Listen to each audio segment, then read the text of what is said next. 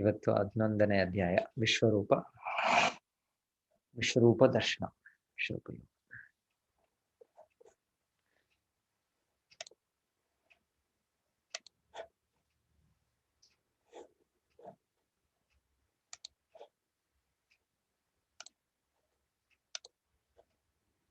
ಹರೇ ಹರೇ start ಮಾಡೋಣ.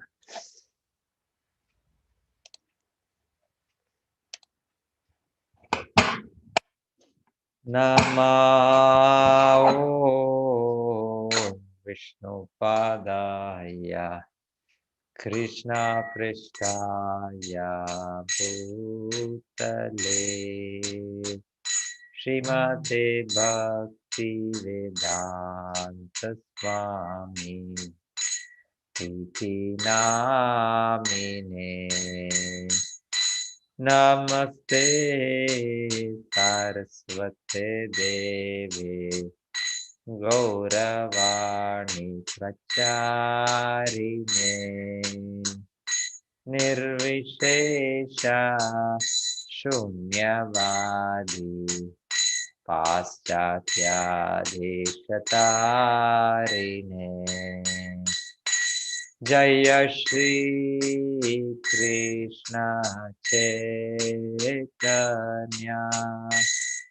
प्रभो नित्यानंद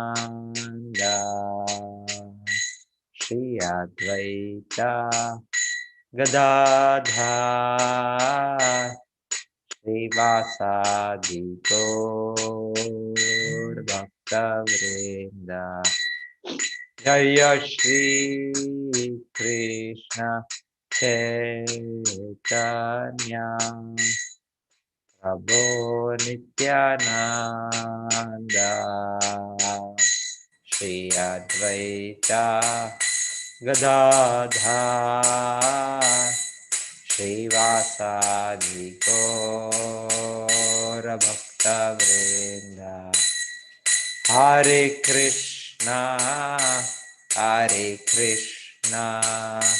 कृष्ण कृष्ण हरे हरे हरे राम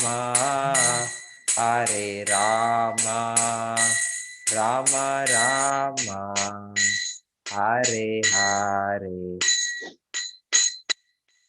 हरे कृष्णा कृष्ण कृष्ण हरे हरे हरे राम राम राम हरे हरे. हरे कृष्णा कृष्ण कृष्ण हरे हरे हरे राम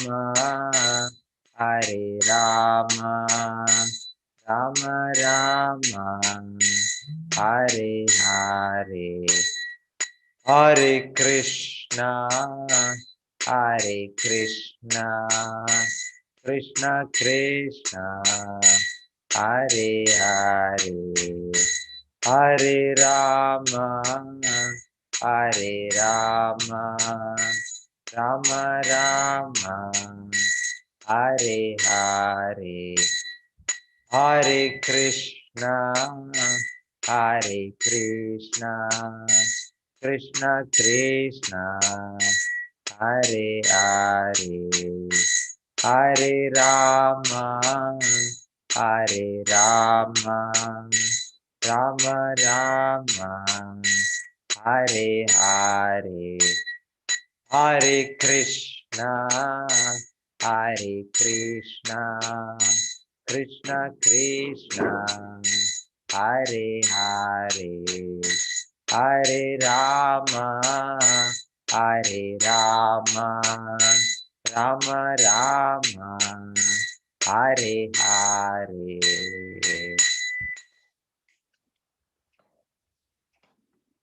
ಹರೇ ಕೃಷ್ಣ. ಎಲ್ಲ ಭಕ್ತರಿಗೂ ಸ್ವಾಗತ.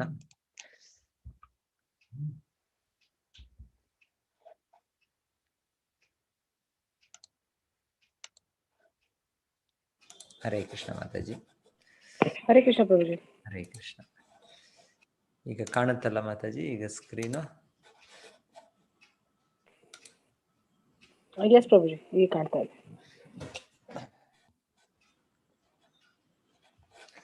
ಓಂ ಜ್ಞಾನತಿಮಿರಾಂಧಸ್ಯ ಜ್ಞಾನಾಂಜನಶಲಾಖ್ಯ ಚಕ್ಷುರುನ್ಮೀಲಿತಂ ಯೇನ ತಸ್ಮೈ ಶ್ರೀ ಗುರವೇ ನಮಃ. ನಮೋ ಓಂ ವಿಷ್ಣುಪಾದಾಯ ಕೃಷ್ಣಪೃಷ್ಠಾಯ ಭೂತಲೆ ಶ್ರೀಮತಿ ಭಕ್ತಿವೇದಾಂತ ಸ್ವಾಮಿನಿತಿ ನಾಮಿನೆ. ನಮಸ್ತೆ ಸಾರಸ್ವತಿ ದೇವಿ ಗೌರವಾಣಿ ಪ್ರಚಾರಿಣೆ ನಿರ್ವಿಶೇಷ ಶೂನ್ಯವಾದಿ ಪಾಶ್ಚಾತ್ಯ ದೇಶತಾರಿಣೆ.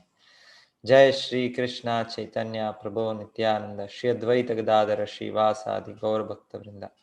ಹರೇ ಕೃಷ್ಣ ಕೃಷ್ಣ ಕೃಷ್ಣ ಹರೇ ಹರೇ, ಹರೇ ರಾಮ ರಾಮ ರಾಮ ಹರೇ ಹರೇ. ಅಧ್ಯಾಯ 11 ವಿಶ್ವರೂಪ ದರ್ಶನ ಯೋಗ.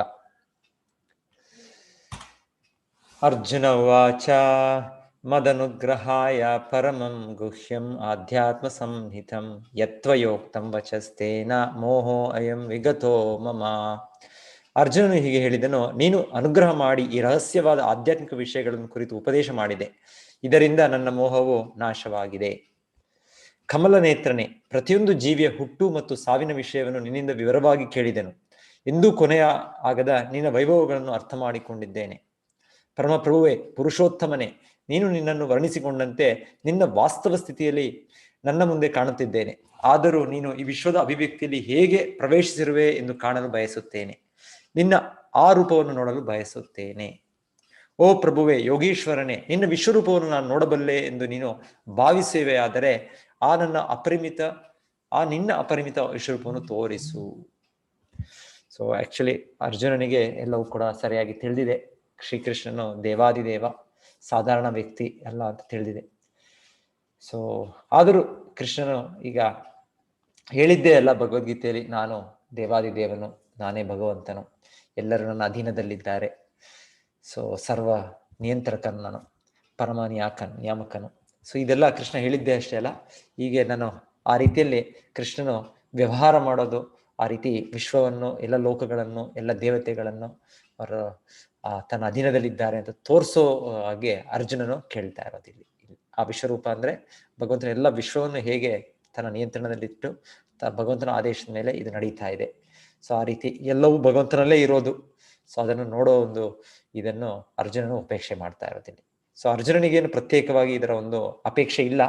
ಈ ಅಪೇಕ್ಷೆ ನಮಗೋಸ್ಕರ ನಿರೂಪಿಸಲೋದಕ್ಕೆ ಕೇವಲ ಭಗವಂತನು ಹೇಳಿದ್ದಷ್ಟೇ ಅಲ್ಲ, ಭಗವಂತನು ಆ ರೀತಿ ತನ್ನ ಶಕ್ತಿಯನ್ನು ತೋರಿಸಿದ್ದು ಕೂಡ. ಸೊ ಆ ರೀತಿ ಕೃಷ್ಣನ ತೋರಿಸಿದ್ದು ದಿವ್ಯ ಲೀಲೆಗಳು. ಅವತರಿಸಿರುವಾಗ ಭಗವಂತನು ಎಷ್ಟೆಷ್ಟು ಕಂಸ, ಪೂತನ, ಅಗಾಸುರ, ಬಕಾಸುರ, ಈ ರೀತಿ ಗೋವರ್ಧನ ಗಿರಿ ಎತ್ತೋದು, ಈ ರೀತಿ ಭಗವಂತನ ಎಷ್ಟೋ ಲೀಲೆಗಳು ತೋರಿಸಿದ್ದಾನೆ. ಅದೇ ರೀತಿಯಲ್ಲಿ ಕೃಷ್ಣನು ಹೇಗೆ ಎಲ್ಲ ವಿಶ್ವವೂ ತನ್ನಲ್ಲೇ ಇದೆ, ಎಲ್ಲವೂ ಕೂಡ ತನ್ನ ಅಂತ ಅರ್ಜುನನು ಆ ಒಂದು ವಿಶ್ವರೂಪ ಅಂತ ಏನ್ ಹೇಳ್ತೇವೆ, ಅದು ಭಗವಂತನ ಸರ್ವವ್ಯಾಪಕವಾದ ಒಂದು ರೂಪ. ಅಷ್ಟು ದೊಡ್ಡ ಇದು ಬೃಹದಾಕಾರದ ರೂಪ, ಅದು ಅರ್ಜುನನು ನೋಡಕ್ಕೆ ಬಯಸ್ತಾ ಇದ್ದಾರೆ.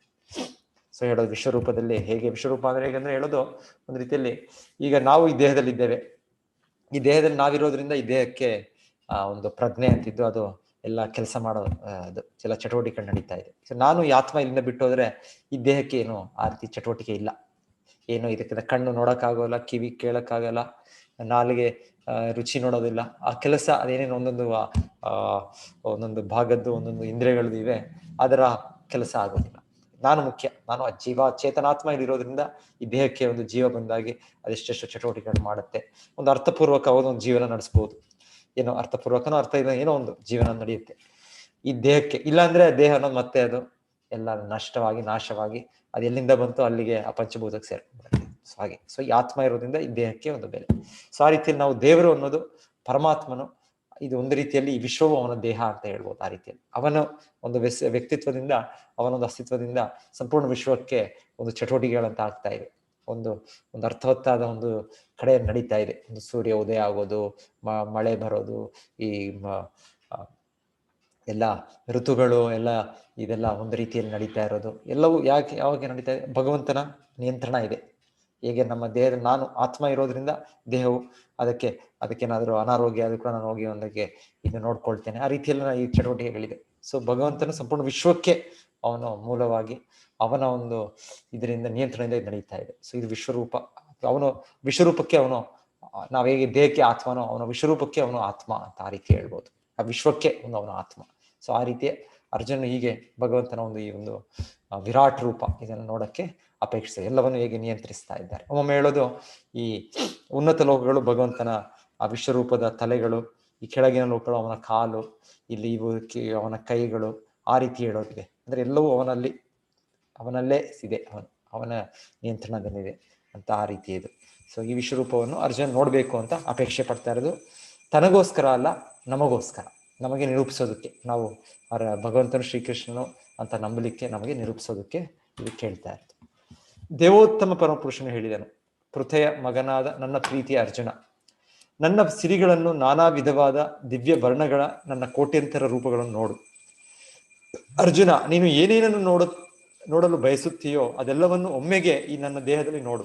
ನೀನು ಹೀಗೆ ಏನನ್ನು ನೋಡಲು ಬಯಸುತ್ತೀಯೋ ಮತ್ತು ಮುಂದೆ ಏನನ್ನು ನೋಡಲು ಬಯಸುವೆಯೋ ಅದೆಲ್ಲವೂ ಈ ವಿಶ್ವರೂಪದಲ್ಲಿ ನಿನಗೆ ತೋರಿಸುತ್ತೇನೆ. ಚರಾಚರವಾದದ್ದೆಲ್ಲವೂ ಸಂಪೂರ್ಣವಾಗಿ ಒಂದು ಸ್ಥಳದಲ್ಲಿ ಇಲ್ಲಿ ಇವೆ. ಸೊ ಆಕ್ಚುಲಿ ಒಂದು ಸ್ಥಳದಲ್ಲಿ ಇಲ್ಲಿ ಅಂದ್ರೆ ಆಕ್ಚುಲಿ ಓಕೆ, ಈ ಮುಂದೆ ನೋಡೋಣ. ಆದರೆ ನೀನು ನಿನ್ನ ಈಗಿನ ಕಣ್ಣುಗಳಿಂದ ನನ್ನನ್ನು ಕಾಣಲಾರೆ, ಆದುದರಿಂದ ನಿನಗೆ ದಿವ್ಯವಾದ ಕಣ್ಣುಗಳನ್ನು ಕೊಡುತ್ತೇನೆ, ನನ್ನ ಐಶ್ವರ್ಯ ಯೋಗವನ್ನು ನೋಡು. ಸೊ ಭಗವಂತನಿಗೆ ನಾವು ಈಗ ಈ ಇರೋ ಕಣ್ಣುಗಳು, ನಮ್ದು ಏನ್ ಹೇಳ್ತೇವೆ ಈ ಭೌತಿಕ ಕಣ್ಣುಗಳು, ಇದರಿಂದ ನೋಡಕ್ ಸಾಧ್ಯ ಇಲ್ಲ ನಮಗೆ. ಸೊ ಭಗವಂತನು ದಿವ್ಯ ಚಕ್ಷು, ಅವನ ಒಂದು ನೋಡುವ ಒಂದು ಶಕ್ತಿಯನ್ನು ಕೊಟ್ಟಾಗ ನಾವು ನೋಡಕ್ಕಾಗುತ್ತೆ. ನಮ್ಮ ಪ್ರಯತ್ನದಿಂದ, ನಮ್ಮ ಮನೋ ಬುದ್ಧಿ ಬಲದಿಂದ ಇದು ಆಗೋದಲ್ಲ. ಇದು ಭಗವಂತನ ಅನುಗ್ರಹದಿಂದ, ಅವನ ಕೃಪೆಯಿಂದ ಇದು ಸಾಧ್ಯವಾಗೋದು.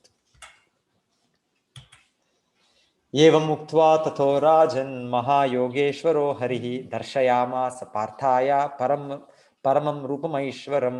ಸಂಜಯನು ಹೇಳಿದನು, ರಾಜನೇ, ಮಹಾಯೋಗೀಶ್ವರನು, ದೇವೋತ್ತಮ ಪುರುಷನು ಹೀಗೆ ಹೇಳಿ ಅರ್ಜುನನಿಗೆ ತನ್ನ ವಿಶ್ವರೂಪವನ್ನು ತೋರಿಸಿದನು. ಸೊ ಈಗ ಸಂಜಯ ಧೃತರಾಷ್ಟ್ರನಿಗೆ ಹೇಳ್ತಾ ಇರೋದು, ಹೇಗೆ ಭಗವಂತನು ಅರ್ಜುನ ತೋರಿಸ್ತಾ ಇದ್ದಾನೆ, ಆ ರೀತಿ ಸಂಜಯರು ಕೂಡ ಕಾಣ್ತಾ ಇದೆ. ಅವರು ನೋಡಿ ಅವರು ಹೇಗೆ ಅವರು ಅರ್ಜುನನ ವಿವರಿಸ್ತಾ ಇದ್ದಾನೋ ಅದನ್ನು ಈಗ ಧೃತರಾಷ್ಟ್ರನಿಗೆ ವಿವರಿಸ್ತಾರೆ. ಅವರು ಕೂಡ ನೋಡ್ತಾ ಇದ್ದಾರೆ, ಸಂಜಯನು ಕೂಡ ಕಾಣ್ತಾ ಇದೆ. ಅನೇಕ ಭಕ್ತ್ರ ನಯನಂ ಅನೇಕಾದ್ಭುತ ದರ್ಶನಂ ಅನೇಕ ದಿವ್ಯಾಭರಣಂ ದಿವ್ಯಾ ಅನೇಕೋ ಆದ್ಯತಾಯುಧಂ ದಿವ್ಯಮಾಲಾಂಬರಧರಂ ದಿವ್ಯಂ ಗಂಧಾನುಲೇಪನಂ ಸರ್ವಾಶ್ಚರ್ಯಮಯಂ ದೇವಂ ಅನಂತಂ ವಿಶ್ವತೋ ಮುಖಂ ದಿವಿ ಸೂರ್ಯ ಸಹಸ್ರಸ್ಯ ಭವೇದ್ ದ್ಯುಗಪದ್ಯುತ್ಥಿತ ಯದಿ ಭಾ ಸದೃಶಿ ಸಾ ಸ್ಯಾದ್ಭಾಸಸ್ಯ ಮಹಾತ್ಮನಃ. ಅರ್ಜುನನು ಈ ವಿಶ್ವರೂಪದಲ್ಲಿ ಅಸಂಖ್ಯಾತವಾದ ಬಾಯಿಗಳನ್ನು, ಅಸಂಖ್ಯಾತವಾದ ಕಣ್ಣುಗಳನ್ನು, ಅಸಂಖ್ಯಾತವಾದ ಅದ್ಭುತ ದರ್ಶನಗಳನ್ನು ಕಂಡನು. ಆತನು ದಿವ್ಯ ಮಾಲೆಗಳನ್ನು, ವಸ್ತ್ರಗಳನ್ನು ಧರಿಸಿದ್ದನು, ಹಲವು ದಿವ್ಯ ಗಂಧಗಳನ್ನು ಲೇಪಿಸಿಕೊಂಡಿದ್ದನು. ಎಲ್ಲವೂ ಆಶ್ಚರ್ಯಮಯವಾಗಿದ್ದಿತ್ತು, ಉಜ್ವಲವಾಗಿದ್ದಿತ್ತು, ಅನಂತವಾಗಿತ್ತು, ವಿಶ್ವತೋಮುಖವಾಗಿತ್ತು. ಲಕ್ಷಾಂತರ ಸೂರ್ಯರು ಒಟ್ಟಿಗೆ ಆಕಾಶದಲ್ಲಿ ಉದಿಸಿದ್ದರೆ ಅವರ ಪ್ರಭೆಯು ಆ ವಿಶ್ವರೂಪದಲ್ಲಿದ್ದ ಪರಮಪುರುಷನ ತೇಜಸ್ಸನ್ನು ಹೋಲಬಹುದಾಗಿತ್ತು. ಸೊ ಈಗ ನಮಗೆ ಆ ವಿಶ್ವರೂಪ ಅನ್ನೋದು ಭಗವಂತನ ಕಾಣೋದಿಲ್ಲ, ಆದ್ರೆ ಅರ್ಜುನನಿಗೆ ಕಾಣಿದ್ದು ಅವ್ರು ವಿವರಿಸೋ ಮೂಲಕ ನಮಗೆ ಅದರ ಒಂದು ಸ್ವಲ್ಪ ಇದು ತಿಳಿತಾ ಇದೆ. ಸೊ ಇಲ್ಲಿ ಅವರು ಹೋಲಿಕೆ ಮಾಡ್ತಾ ಇರೋದು, ಒಂದು ಸೂರ್ಯವನ್ನೇ ನಾವು ನೋಡ್ಲಿಕ್ಕೆ ಆಗಲ್ಲ, ಕಣ್ಣು ನೋಡಕ್ಕಾಗಲ್ಲ. ಲಕ್ಷಾಂತರ ಸೂರ್ಯಗಳು ಉದಯಗೊಂಡ್ರೆ ಅದು ಎಷ್ಟು ಪ್ರಕಾಶಮಾನವಾಗಿರ್ಬೋದು ಅಂತ. ಸೊ ಆ ರೀತಿಯಲ್ಲಿ ಅವರು ಹೇಳ್ತಾ ಇರೋದು ಅಷ್ಟು ಪ್ರಕಾಶಮಾನವಾಗಿದೆ. ಆದ್ರೆ ಭಗವಂತನು ಆ ನೋಡುವ ಶಕ್ತಿಯನ್ನು ಅರ್ಜುನ ಕೊಟ್ಟೋದ್ರಿಂದ ಅವ್ರಿಗೆ ನೋಡ್ತಾರೆ. ಆಮೇಲೆ ಅರ್ಜುನನಿಗೆ ನೋಡಿದ್ದೇ ಅಲ್ಲ, ನಾವು ನೋಡ್ತೇವೆ ಯಾವುದೋ ಒಂದು ಎಲ್ಲೋ ಒಂದು ನಡೀತಾ ಇರೋ ಒಂದು ಕ್ರಿಕೆಟ್ ಮ್ಯಾಚು, ಇನ್ನೊಂದು ಸ್ಯಾಟಲೈಟ್ ಇದ್ರ ಮೂಲಕ ನಾವು ನೋಡ್ತೇವೆ, ಸ್ವಲ್ಪ ಕೇಳ್ಬೋದು, ಶಬ್ದ ಕೇಳ್ಬೋದು ನಾವು. ಆದ್ರೆ ಅರ್ಜುನನಿಗೆ ಅಷ್ಟೇ ಅಲ್ಲ, ಆ ವಿಶ್ವರೂಪದಲ್ಲಿ ಎಲ್ಲ ಲೋಕಗಳಲ್ಲಿರುವ ಎಲ್ಲ ದೇವತೆಗಳು, ಎಲ್ಲ ವ್ಯಕ್ತಿಗಳು, ಎಲ್ಲ ಜೀವಿಗಳು ಅದೆಲ್ಲವೂ ಕಾಣ್ತಾ ಇದ್ದಾರೆ. ಮತ್ತೆ ಅಲ್ಲಿ ಆ ವಿಶ್ವರೂಪದಲ್ಲಿ ಭಗವಂತನ ತೋರಿಸ್ತಾ ಇರೋ ಒಂದು ಇದು ಅಭಿವ್ಯಕ್ತಿಯಲ್ಲಿ ಒಂದು ಸುಗಂಧ, ಅದು ಕೂಡ ಅವ್ರಿಗೆ ವಾಸನೆ ಕೂಡ ಅನುಭವ ಆಗ್ತಾ ಇದೆ. ಸೊ ಇದು ಒಂದೇ ಸ್ಥಳದಲ್ಲಿದ್ದು ಅರ್ಜುನನಿಗೆ ಇದು ಕಾಣ್ತಾ ಇರುತ್ತೆ. ಇವಾಗ ನಾವು ಒಂದೇ ಸ್ಥಳದಲ್ಲಿದ್ದು ನಾವು ಎಲ್ಲ ವಿಶ್ವದಲ್ಲಿ ಏನಾಗ್ತಾ ಇದೆ ನೋಡ್ಬೇಕು, ಅದು ಈ ಒಂದು ಯಂತ್ರದ ಮೂಲಕ ಏನೋ ನೋಡ್ತೇವೆ ನಾವು ಅಷ್ಟೇ. ಆದ್ರೆ ಅರ್ಜುನನಿಗೆ ಒಂದು ನೇರವಾದ ಒಂದು ಅನುಭವ, ಅಲ್ಲೇ ಇದ್ದು ನೋಡಿದಾಗೆ ಆ ರೀತಿ ಅನುಭವದಲ್ಲಿ ಭಗವಂತನ ಸರ್ವ ವಿಶ್ವವನ್ನು ತೋರಿಸ್ತಾ ಇರೋದು ಈ ವಿಶ್ವರೂಪದಲ್ಲಿ. ಸೊ ನಮಗೆ ಆ ರೀತಿ ಏನೋ ಒಂದು ಇಮೇಜು ಆ ರೀತಿ ಅಂತಾನೂ ಅಲ್ಲ, ಇದು ಅರ್ಜುನ ಕೃಷ್ಣ ತೋರಿಸ್ತಾ ಇರೋದು ಎಲ್ಲವೂ ತನ್ನ ಕಣ್ಣ ಎದುರಿಗೆ ಹಾಗೆ ನೇರವಾಗಿ ನಾವು ಹೇಗೆ ನೋಡ್ತೇವೋ ಆ ರೀತಿಯಲ್ಲಿ ಒಂದು ಅನುಭವ ಅರ್ಜುನನಿಗೆ ಇಲ್ಲಿ ಆಗ್ತಾ ಇರೋದು. ತತ್ರೈಕಸ್ಥಂ ಜಗತ್ಕೃತ್ಸ್ನಂ ಪ್ರವಿಭಕ್ತಂ ಅನೇಕಧಾ ಅಪಶ್ಯ ದೇವದೇವಸ್ಯ ಶರೀರೇ ಪಾಂಡವಸ್ತದಾ ಪ್ರಭುವಿನ ವಿಶ್ವರೂಪದಲ್ಲಿ ಸಹಸ್ರ ಸಹಸ್ರ ಭಾಗಗಳಿದ್ದರೂ ವಿಶ್ವದ ಅಮಿತ ವಿಸ್ತರಣೆಗಳು ಒಂದೇ ಸ್ಥಳದಲ್ಲಿರುವುದನ್ನು ಅರ್ಜುನನು ನೋಡಿದನು. ಸೊ ಇಷ್ಟು ದೊಡ್ಡದಾಗಿದೆ, ವಿಸ್ತಾರವಾಗಿದೆ ಅರ್ಜುನಿಗೆ ಕಾಣ್ತಾ ಇರೋದು. ಇದೆಲ್ಲೂ ಇದಕ್ಕೆ ಕೊನೆ ಇಲ್ಲ ಅಂತ ಕಾಣ್ತಾ ಇದೆ. ವಿಶ್ವದಲ್ಲಿ ನಾವು ನೋಡಿ ಸಮುದ್ರದಲ್ಲಿ ನಿಂತ್ಕೊಂಡು ನೋಡಿದ್ರೆ ಸಾಗರದ ಇಂಚೆ ಎಲ್ಲಪ್ಪ ಇದು ಎಷ್ಟು ಇನ್ನ ಎಷ್ಟು ದೊಡ್ಡದಿದೆ, ಇನ್ನ ಎಷ್ಟು ದೊಡ್ಡದಿದೆ ಅನ್ಸುತ್ತೆ. ಅದಕ್ಕೆ ಅನಂತವಾಗಿದೆಯೇನೋ ಇದು ಸಮುದ್ರ ಅನ್ಸುತ್ತೆ.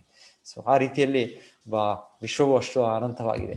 ಸೊ ಈ ಭೂಮಿ ಅನ್ನೋದು ತುಂಬಾ ಒಂದು ಚುಕ್ಕೆನೂ ಇಲ್ಲ ಈ ವಿಶ್ವದಲ್ಲಿ, ಈ ಬ್ರಹ್ಮಾಂಡದಲ್ಲಿ, ಅಷ್ಟು ಒಂದು ಇದಾಗಿದೆ. ಸೊ ಆಗಿರುವಾಗ ಅರ್ಜುನನಿಗೆ ಇದೆಲ್ಲವೂ ಇದು ಕಾಣುವ ರೀತಿಯಲ್ಲಿ ಭಗವಂತ ತೋರಿಸೋದು.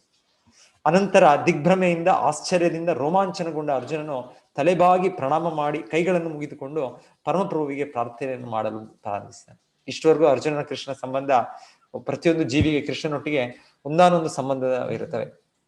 ನಾವು ಮುಕ್ತ ಸ್ಥಿತಿಯಲ್ಲಿ ಪ್ರತಿ ಜೀವಿಗೆ ಕೃಷ್ಣನೊಟ್ಟಿಗೆ ಶಾಂತ, ದಾಸ್ಯ, ಸಾಕ್ಯ, ವಾತ್ಸಲ್ಯ, ಮಾಧುರ್ಯ ಅಂತ 5 ವಿಧವಾಗಿ ಯಾವುದೋ ಒಂದು ಸಂಬಂಧ ಇರ್ಬೋದು.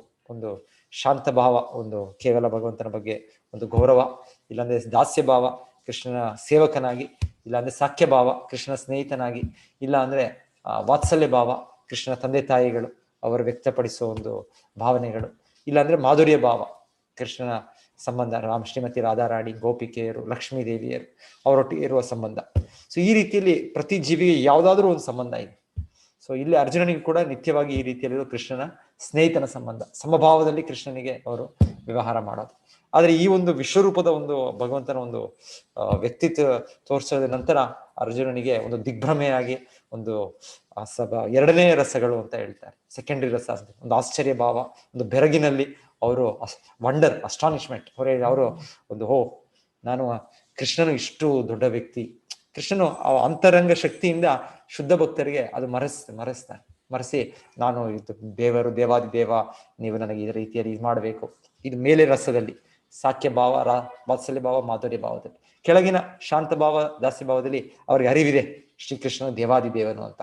ಆದ್ರೆ ಈ ಸಾಕ್ಯ ಭಾವ, ಆ ಸಮಭಾವ ಬರಬೇಕು ಅಂದ್ರೆ ಕೃಷ್ಣನ ಒಂದು ಈ ಸಿರಿಯನ್ನು ಅವನ ಯೋಗ ಮಾಯೆ ಆವರಿಸೋ ಕಾರಣ ಸಾಮಾನ್ಯವಾಗಿ ಅವರಿಗೆ ಗೊತ್ತಾಗೋದಿಲ್ಲ. ಆದ್ರೆ ಒಮ್ಮೊಮ್ಮೆ ಇವಾಗ ಕೃಷ್ಣ ಇವಾಗಲಿ ತೋರಿಸೋ ರೀತಿಯಲ್ಲಿ ಅರ್ಜುನನಿಗೆ ಗೊತ್ತಾಗ್ತಾ ಇದೆ, ಓ ಶ್ರೀಕೃಷ್ಣನು ದೇವಾದಿ ದೇವನು. ಸೊ ಆ ರೀತಿಯಲ್ಲಿ ಅವರು ಆ ದಿಗ್ಭ್ರಮೆಯಿಂದ ಒಂದು ಪ್ರಾರ್ಥನೆ ಮಾಡೋದು ನಾವು ನೋಡ್ತೀವಿ. ಅರ್ಜುನನು ಹೀಗೆ ಹೇಳಿದನು: ಪ್ರೀತಿಯ ಪ್ರಭು ಶ್ರೀಕೃಷ್ಣನೇ, ಎಲ್ಲ ದೇವತೆಗಳು ಮತ್ತು ಇತರ ಹಲವಾರು ಜೀವಿಗಳು ನಿನ್ನ ದೇಹದಲ್ಲಿ ಸೇರಿರುವುದನ್ನು ಕಾಣುತ್ತಿದ್ದೇನೆ. ಬ್ರಹ್ಮನು ಕಮಲದ ಮೇಲೆ ಕುಳಿತಿರುವುದನ್ನು, ಶಿವ ಮತ್ತು ಎಲ್ಲ ಋಷಿಗಳನ್ನು ಮತ್ತು ದಿವ್ಯ ಸರ್ಪಗಳನ್ನು ಕಾಣುತ್ತಿದ್ದೇನೆ. ಅಂದ್ರೆ ಅರ್ಜುನನಿಗೆ ಈ ಒಂದು ಬ್ರಹ್ಮಾಂಡದಲ್ಲಿ ನಾವು ನೋಡಿದ್ದು ಅರ್ಧ ಭಾಗ ಗರ್ಭೋದಕಶಾಹಿ ವಿಷ್ಣು ಅವರ ಬೆವರಿನಿಂದ ಬಂದ ಒಂದು ನೀರು, ಅದರ ಮೇಲೆ ಅವರು ನೆಲೆಸಿರೋದು ಗರ್ಭೋದಕ ವಿಷ್ಣು. ಅವರ ಹೊಕ್ಕಲಿನಿಂದ ಬ್ರಹ್ಮದೇವರು ಹುಟ್ಟೋದು, ಮತ್ತೆ ಬ್ರಹ್ಮದೇವರು ಆ ಒಂದು ಬರೋ ಒಂದು ತಾವರೆ ಇದರಲ್ಲಿ ಎಲ್ಲ ಲೋಕಗಳನ್ನ ಸೃಷ್ಟಿ ಮಾಡೋ. ಸೊ ಈ ರೀತಿ ಬ್ರಹ್ಮದೇವರು, ಬ್ರಹ್ಮಲೋಕ ಮೇಲಿದೆ, ಕೆಳಗೆ ಗರ್ಭೋದಕಶಾಹಿ ವಿಷ್ಣು ಇದ್ದಾರೆ. ಸೊ ಅರ್ಜುನನಿಗೆ ಮೇಲಿಂದ ಕೆಳಗೆವರೆಗೂ ಎಲ್ಲವೂ ಕಾಣ್ತಾ ಇದೆ ಅಂತ ನಾವಿಲ್ಲಿ ನೋಡ್ತೇವೆ. ಎಲ್ಲವೂ ಲೋಕ ಬ್ರಹ್ಮಾಂಡದಲ್ಲಿ ಇರೋದೆಲ್ಲ ನಾವು ಟೆಲಿಸ್ಕೋಪ್ ಹಾಕಿ ನೋಡ್ತೇವೆ, ಏನೋ ಕೆಲವು ಕಾಣುತ್ತೆ, ಅದು ಏನೇನೋ ಕಾಣುತ್ತೆ, ಆಮೇಲೆ ಊಹೆಗಳು ಅದು ಹೀಗಿರ್ಬೋದು ಹಾಗಿರ್ಬೋದು ಅಂತ ನಾವು ಮಾಡ್ಕೊಳ್ತೇವೆ. ಯಾಕಂದ್ರೆ ಒಂದೊಂದು ಲೋಕ ಒಂದೊಂದು ರೀತಿಯಲ್ಲಿದೆ, ಒಂದೇ ರೀತಿಯಲ್ಲಿಲ್ಲ ಯಾವ ಲೋಕಗಳು. ಅಲ್ಲಿ ಬೇರೆ ಬೇರೆ ಇದು ಒಂದ್ ಕಡೆ ನಮಗೆ ಇಲ್ಲಿ ಆಮ್ಲಜನಕ ಅನ್ನೋದು ಬೇಕು, ಆಕ್ಸಿಜನ್. ಸೊ ಒಮ್ಮೊಮ್ಮೆ ವಿಜ್ಞಾನಿಗಳು ಬೇರೆ ಲೋಕಗಳು ಅದಿಲ್ಲ ಅಂದ್ರೆ ಅಲ್ಲಿ ಯಾರು ಬದುಕಲಿಕ್ಕೆ ಆಗೋಲ್ಲ ಅಂತ ಆಲೋಚನೆ ಮಾಡ್ತಾರೆ. ಇಲ್ಲ, ಬದುಕಲಿಕ್ಕೆ ಆತ್ಮ ಎಲ್ಲೂ ಕೂಡ ಬದುಕ್ಬೋದು. ಈ ದೇಹ ಅನ್ನೋದು ಒಂದು ಯಂತ್ರ, ಅದು ಒಂದೊಂದು ದೇಹಕ್ಕೆ ಒಂದೊಂದು ರೀತಿಯಲ್ಲಿ ಇರುತ್ತೆ ಅಷ್ಟೇ. ಸೊ ಈ ರೀತಿಯಲ್ಲಿ ಅರ್ಜುನನಿಗೆ ಎಲ್ಲವೂ ಕಾಣ್ತಾ ಇದೆ. ಬ್ರಹ್ಮ ಲೋಕದಿಂದ ಕೆಳಗೆ ಗರ್ಭೋದಕಶಾಹಿ ವಿಷ್ಣು, ಸೊ ಇವರಿರೋ ಎಲ್ಲ ಒಂದು ಬ್ರಹ್ಮಾಂಡದಲ್ಲಿ ನಾವೇನ್ ನೋಡ್ತೇವೆ. ಹೀಗೆ ಅನಂತ ಕೋಟಿ ಬ್ರಹ್ಮಾಂಡಗಳಿವೆ, ಅದೆಲ್ಲವೂ ಮಹಾವಿಷ್ಣುವಿಂದ ಬರ್ತಾರೆ. ಸೊ ಈ ವಿಶ್ವರೂಪ ಅನ್ನೋದು ಭಗವಂತನು ಈ ಒಂದು ಭೌತಿಕ ಜಗತ್ತು ವ್ಯಕ್ತವಾದಾಗ ಅವನು ತೋರಿಸುವ ಒಂದು ಎಲ್ಲವೂ ತನ್ನಲ್ಲಿ ಇದೆ ಅನ್ನೋ ತೋರಿಸೋ ಒಂದು ರೂಪ ಆಯ್ತು. ಈ ರೀತಿ ವಿಶ್ವರೂಪ ಅನ್ನೋದು ಭಗವಂತನಿಗೆ ಶಾಶ್ವತವಾಗಿ ಅವನ ನಿತ್ಯಧಾಮದಲ್ಲಿ ವೈಕುಂಠ ಲೋಕದಲ್ಲಿ ಇಲ್ಲ. ವೈಕುಂಠ ಲೋಕದಲ್ಲಿ ಭಗವಂತನ ಮೂಲ ರೂಪವು ಕೃಷ್ಣ, ಇಲ್ಲಾಂದ್ರೆ ಅದರ ವಿಸ್ತರಣೆಗಳಾಗಿ ರಾಮ, ನರಸಿಂಹ, ವರಾಹ, ಈ ತರ ನಿತ್ಯ ರೂಪಗಳು, ಇವು ನಿತ್ಯವಾಗಿ ಭಗವಂತನ ರೂಪಗಳಿವೆ. ಅದು ವಿಶ್ವರೂಪ ಅನ್ನೋದು ಕೆಲವೊಮ್ಮೆ ಈ ಭೌತಿಕ ಜಗತ್ತು ವ್ಯಕ್ತವಾದಾಗ ಭಗವಂತನು ಈ ರೀತಿಯ ಎಲ್ಲವೂ ತನ್ನಲ್ಲಿದೆ ಅಂತ ತೋರಿಸುವ ಒಂದು ರೂಪ ವಿಶ್ವರೂಪ. ಸೊ ಇದು ಭಗವಂತನೇ ರೂಪ ಆದ್ರಿಂದ ಇದು ದಿವ್ಯವಾದ ರೂಪ, ಅದರಲ್ಲಿ ಪ್ರಶ್ನೆ ಇಲ್ಲ. ಆದ್ರೂ ಕೂಡ ಇದು ಶಾಶ್ವತವಾದ ಒಂದು ರೂಪ. ಇಲ್ಲಿ ನಾವು ವೈಕುಂಠ ಲೋಕದಲ್ಲಿ ನೋಡುವ ಒಂದು ಭಗವಂತನ ರೂಪ ಅಂತ ಅಲ್ಲ, ಇದು ಭಗವಂತನ ಶಕ್ತಿ ಪ್ರದರ್ಶನ ಅಂತ ಹೇಳ್ಬೋದು. ಭಗವಂತನ ಎಷ್ಟು ದೊಡ್ಡವ, ಎಷ್ಟು ಎಲ್ಲವೂ ತನ್ನ ನಿಯಂತ್ರಣದಲ್ಲಿದೆ ಅನ್ನೋ ತೋರಿಸುವ ಒಂದು ರೂಪ ಅಂತ ಹೇಳ್ಬೋದು. ನೀನು ಪರಮವಾದ ಆದಿಲಕ್ಷ್ಯವು, ನೀನು ಎಲ್ಲ ವಿಶ್ವದ ಕಟ್ಟಕಡೆಯ ವಿಶ್ರಾಂತಿ ತಾಣ, ನಿನಗೆ ಕ್ಷಯವೇ ಇಲ್ಲ ಮತ್ತು ನೀನು ಅತ್ಯಂತ ಪ್ರಾಚೀನನು, ನೀನು ಸನಾತನ ಧರ್ಮದ ಪಾಲಕನು, ದೇವೋತ್ತಮ ಪುರುಷನು, ಇದು ನನ್ನ ಅಭಿಪ್ರಾಯ. ನಿನಗೆ ಆದಿ ಮಂತ್ಯ ಮಧ್ಯ ಮತ್ತು ಅಂತ್ಯಗಳಿಲ್ಲ, ನಿನ್ನ ಮಹಿಮೆಗೆ ಮಿತಿ ಇಲ್ಲ, ನಿನಗೆ ಅಸಂಖ್ಯಾತ ಬಾಹುಗಳಿವೆ, ಸೂರ್ಯಚಂದ್ರರು ನಿನ್ನ ಕಣ್ಣುಗಳು, ಪ್ರಜ್ವಲಿಸುವ ಉರಿಯುವ ನಿನ್ನ ಬಾಯಿಯಿಂದ ಹೊರಬರುತ್ತಿರುವುದನ್ನ, ನಿನ್ನ ಪ್ರಕಾಶವು ಇಡೀ ವಿಶ್ವವನ್ನು ಸುಡುತ್ತಿರುವುದನ್ನು ಕಾಣುತ್ತಿದ್ದೇನೆ. ಸೊ ಅರ್ಜುನ ಕೃಷ್ಣನು ಈ ರೀತಿ ಈ 5 ಪಂಚಭೂತಗಳು ನಾವೇನು ಹೇಳ್ತೇವೆ, ಭೂಮಿ, ನೀರು, ಗಾಳಿ, ಅದೆಲ್ಲ ಅಷ್ಟು ಅಸಂಖ್ಯ ರೂಪದಲ್ಲಿ ಶಕ್ತಿ ತೋರಿಸ್ತಾ ಇರೋದು. ಇವಾಗ ಒಂದೊಂದ್ಸಲ ನೋಡ್ತೇವೆ ಆ ನೀರು ಪ್ರವಾಹ ಬರೋದು, ಎಲ್ಲ ಕೊಚ್ಚಿಕೊಂಡು ಹೋಗ್ಬಿಡ್ತಾರೆ, ಎಲ್ಲ ನಗರಗಳು ಕೊಚ್ಚಿಕೊಂಡು ಹೋಗ್ಬಿಡ್ತಾರೆ. ಇಲ್ಲ ಸಮುದ್ರ ಒಂದು ಸುನಾಮಿ ಬಂದಾಗ ಎಲ್ಲ ನಾಶವಾಗ್ಬಿಡುತ್ತೆ. ಇನ್ನೊಂದು ಸುಂಟರ ಗಾಳಿ, ಥಂಡರ್ ಇದು ಬಂದ್ರೆ ಅದು ಕೂಡ ಸ್ಟಾರ್ಮ್, ಇನ್ನೇನೋ ನಾಶ ಆಗುತ್ತೆ. ಸೊ ಇದೆಲ್ಲ ಪ್ರಕೃತಿಯನ್ನು ನೋಡೋದು, ವಿಕೋಪಗಳು, ಒಂದು ಶಕ್ತಿಗಳು. ಸೊ ಈ ರೀತಿಯಲ್ಲಿ ಭಗವಂತನ ವಿಶ್ವರೂಪದಲ್ಲಿ ತೋರಿಸ್ತಾ ಇರೋದು ಇದೆಲ್ಲವೂ ನನ್ನದ ಒಂದು ಶಕ್ತಿಯೇ. ಇದು ಅಷ್ಟು ಬೆಂಕಿ ಆಗ್ಬೋದು, ಅಷ್ಟು ಇದಾಗ್ಬೋದು, ನೀರಾಗ್ಬೋದು, ಇನ್ನೊಂದು ಗಾಳಿ ಆಗ್ಬೋದು. ಸೊ ಅರ್ಜುನನಿಗೆ ಈ ರೀತಿ ತೋರಿಸ್ತಾ ಇರೋ ಒಂದು ರೂಪ. ನೀನು ಒಬ್ಬನೇ, ಆದರೂ ನೀನು ಆಕಾಶವನ್ನು, ಎಲ್ಲ ಲೋಕಗಳನ್ನು, ಅವುಗಳ ನಡುವಣ ಎಲ್ಲ ಸ್ಥಳವನ್ನು ವ್ಯಾಪಿಸಿದ್ದೀಯೆ. ಮಹಾತ್ಮನೆ, ಈ ಅದ್ಭುತವಾದ ಮತ್ತು ಉಗ್ರವಾದ ರೂಪವನ್ನು ಕಂಡು 3 ಲೋಕಗಳು ಭಯಗೊಂಡಿವೆ. ಆಕ್ಚುಲಿ ಇದು ನಾವು ಭಗವಂತನ ಈ ಶಕ್ತಿ ಪ್ರದರ್ಶನ, ಈ ರೀತಿ ಎಲ್ಲವೂ ತನ್ನಲ್ಲಿ ನಿಯಂತ್ರಿಸೋದು, ಇದನ್ನ ನೋಡ್ಲಿಕ್ಕೆ ಆಗೋದಿಲ್ಲ. ಇದನ್ನ ಒಮ್ಮೊಮ್ಮೆ ಆ ಪ್ರಕೃತಿ ವಿಕೋಪಗಳು ಬಂದಾಗ ಅದನ್ನ ಎದುರಿಸಲಿಕ್ಕೆ ಸಾಧ್ಯವಾಗೋದಿಲ್ಲ. ಸೊ ಅರ್ಜುನನು ಈ ರೀತಿ ನೋಡ್ಬೇಕು ಭಗವಂತನ ಒಂದು ಇದು ನಮಗೆ ನಿರೂಪಿಸೋದಕ್ಕೆ ಅಂತ ಕೇಳಿದ್ರಿಂದ ಭಗವಂತನ ತೋರಿಸ್ತಾ ಇರೋದು. ಇಲ್ಲ ಅಂದ್ರೆ ಇದನ್ನ ನೋಡಿದ್ರೆ ಈ ರೀತಿ ಅದು ಒಂದು ಭಯಾನಕವಾದ ರೂಪವೇ. ಇವಾಗ ನಮ್ಗೆಲ್ಲಾದ್ರ ಮೇಲೆ ಒಂದು ಪರ್ವತದ ಮೇಲೆ ತುದಿಯಲ್ಲಿ ನಿಲ್ಲಿಸ್ಬಿಟ್ರೆ ಹೇಗೆ ಅನ್ಸುತ್ತೆ, ಕೆಳಗೆ ನೋಡಿ ಅಂದ್ರೆ ಏನ್ ಅನ್ಸುತ್ತೆ? ಆವಾಗ ಕೆಳಗೆ ಒಂದು ಸ್ವಲ್ಪ ಜಾರದ್ರೆ ಕೆಳಗೆ ಎಷ್ಟು ದೊಡ್ಡದಾಗಿದೆ, ಎಷ್ಟು ಆಳವಾಗಿದೆ, ಇಲ್ಲ ಬಾವಿ ಒಳಗೆ ಕೆಳಗೆ. ಸೊ ಈ ರೀತಿ ಭಗವಂತನ ವಿಶ್ವ ಅನ್ನೋದು ಅಷ್ಟು ದೊಡ್ಡದು. ವಿಶ್ವರೂಪ ಅನ್ನೋದು ಭಗವಂತ ತೋರಿಸ್ತಾರೆ. ಎಲ್ಲವೂ ತನ್ನಲ್ಲಿದೆ, ಎಲ್ಲವೂ ಅದರ ಒಂದು ಇದು ಭಗವಂತನ ಅರ್ಜುನನಿಗೆ ಒಂದು ಅನುಭವ ಕೊಡ್ತಾ ಇರೋದು. ನೀನು ಒಬ್ಬನೇ, ಆದರೂ ನೀನು ಆಕಾಶವನ್ನು, ಎಲ್ಲ ಲೋಕಗಳನ್ನು, ಅವುಗಳ ನಡುವಣ ಎಲ್ಲ ಸ್ಥಳವನ್ನು ವ್ಯಾಪಿಸಿದ್ದೀಯೆ. ಮಹಾತ್ಮನೆ, ಈ ಅದ್ಭುತವಾದ ಮತ್ತು ಉಗ್ರವಾದ ರೂಪವನ್ನು ಕಂಡು 3 ಲೋಕಗಳು ಭಯಗೊಂಡಿವೆ. ಸೊ 3 ಲೋಕಗಳು ಭಯಗೊಂಡಿವೆ. ಆಕ್ಚುಲಿ ಭಗವಂತನ ಈ ರೂಪವನ್ನು ಅರ್ಜುನ ಒಬ್ಬನೇ ನೋಡ್ಲಿಲ್ಲ.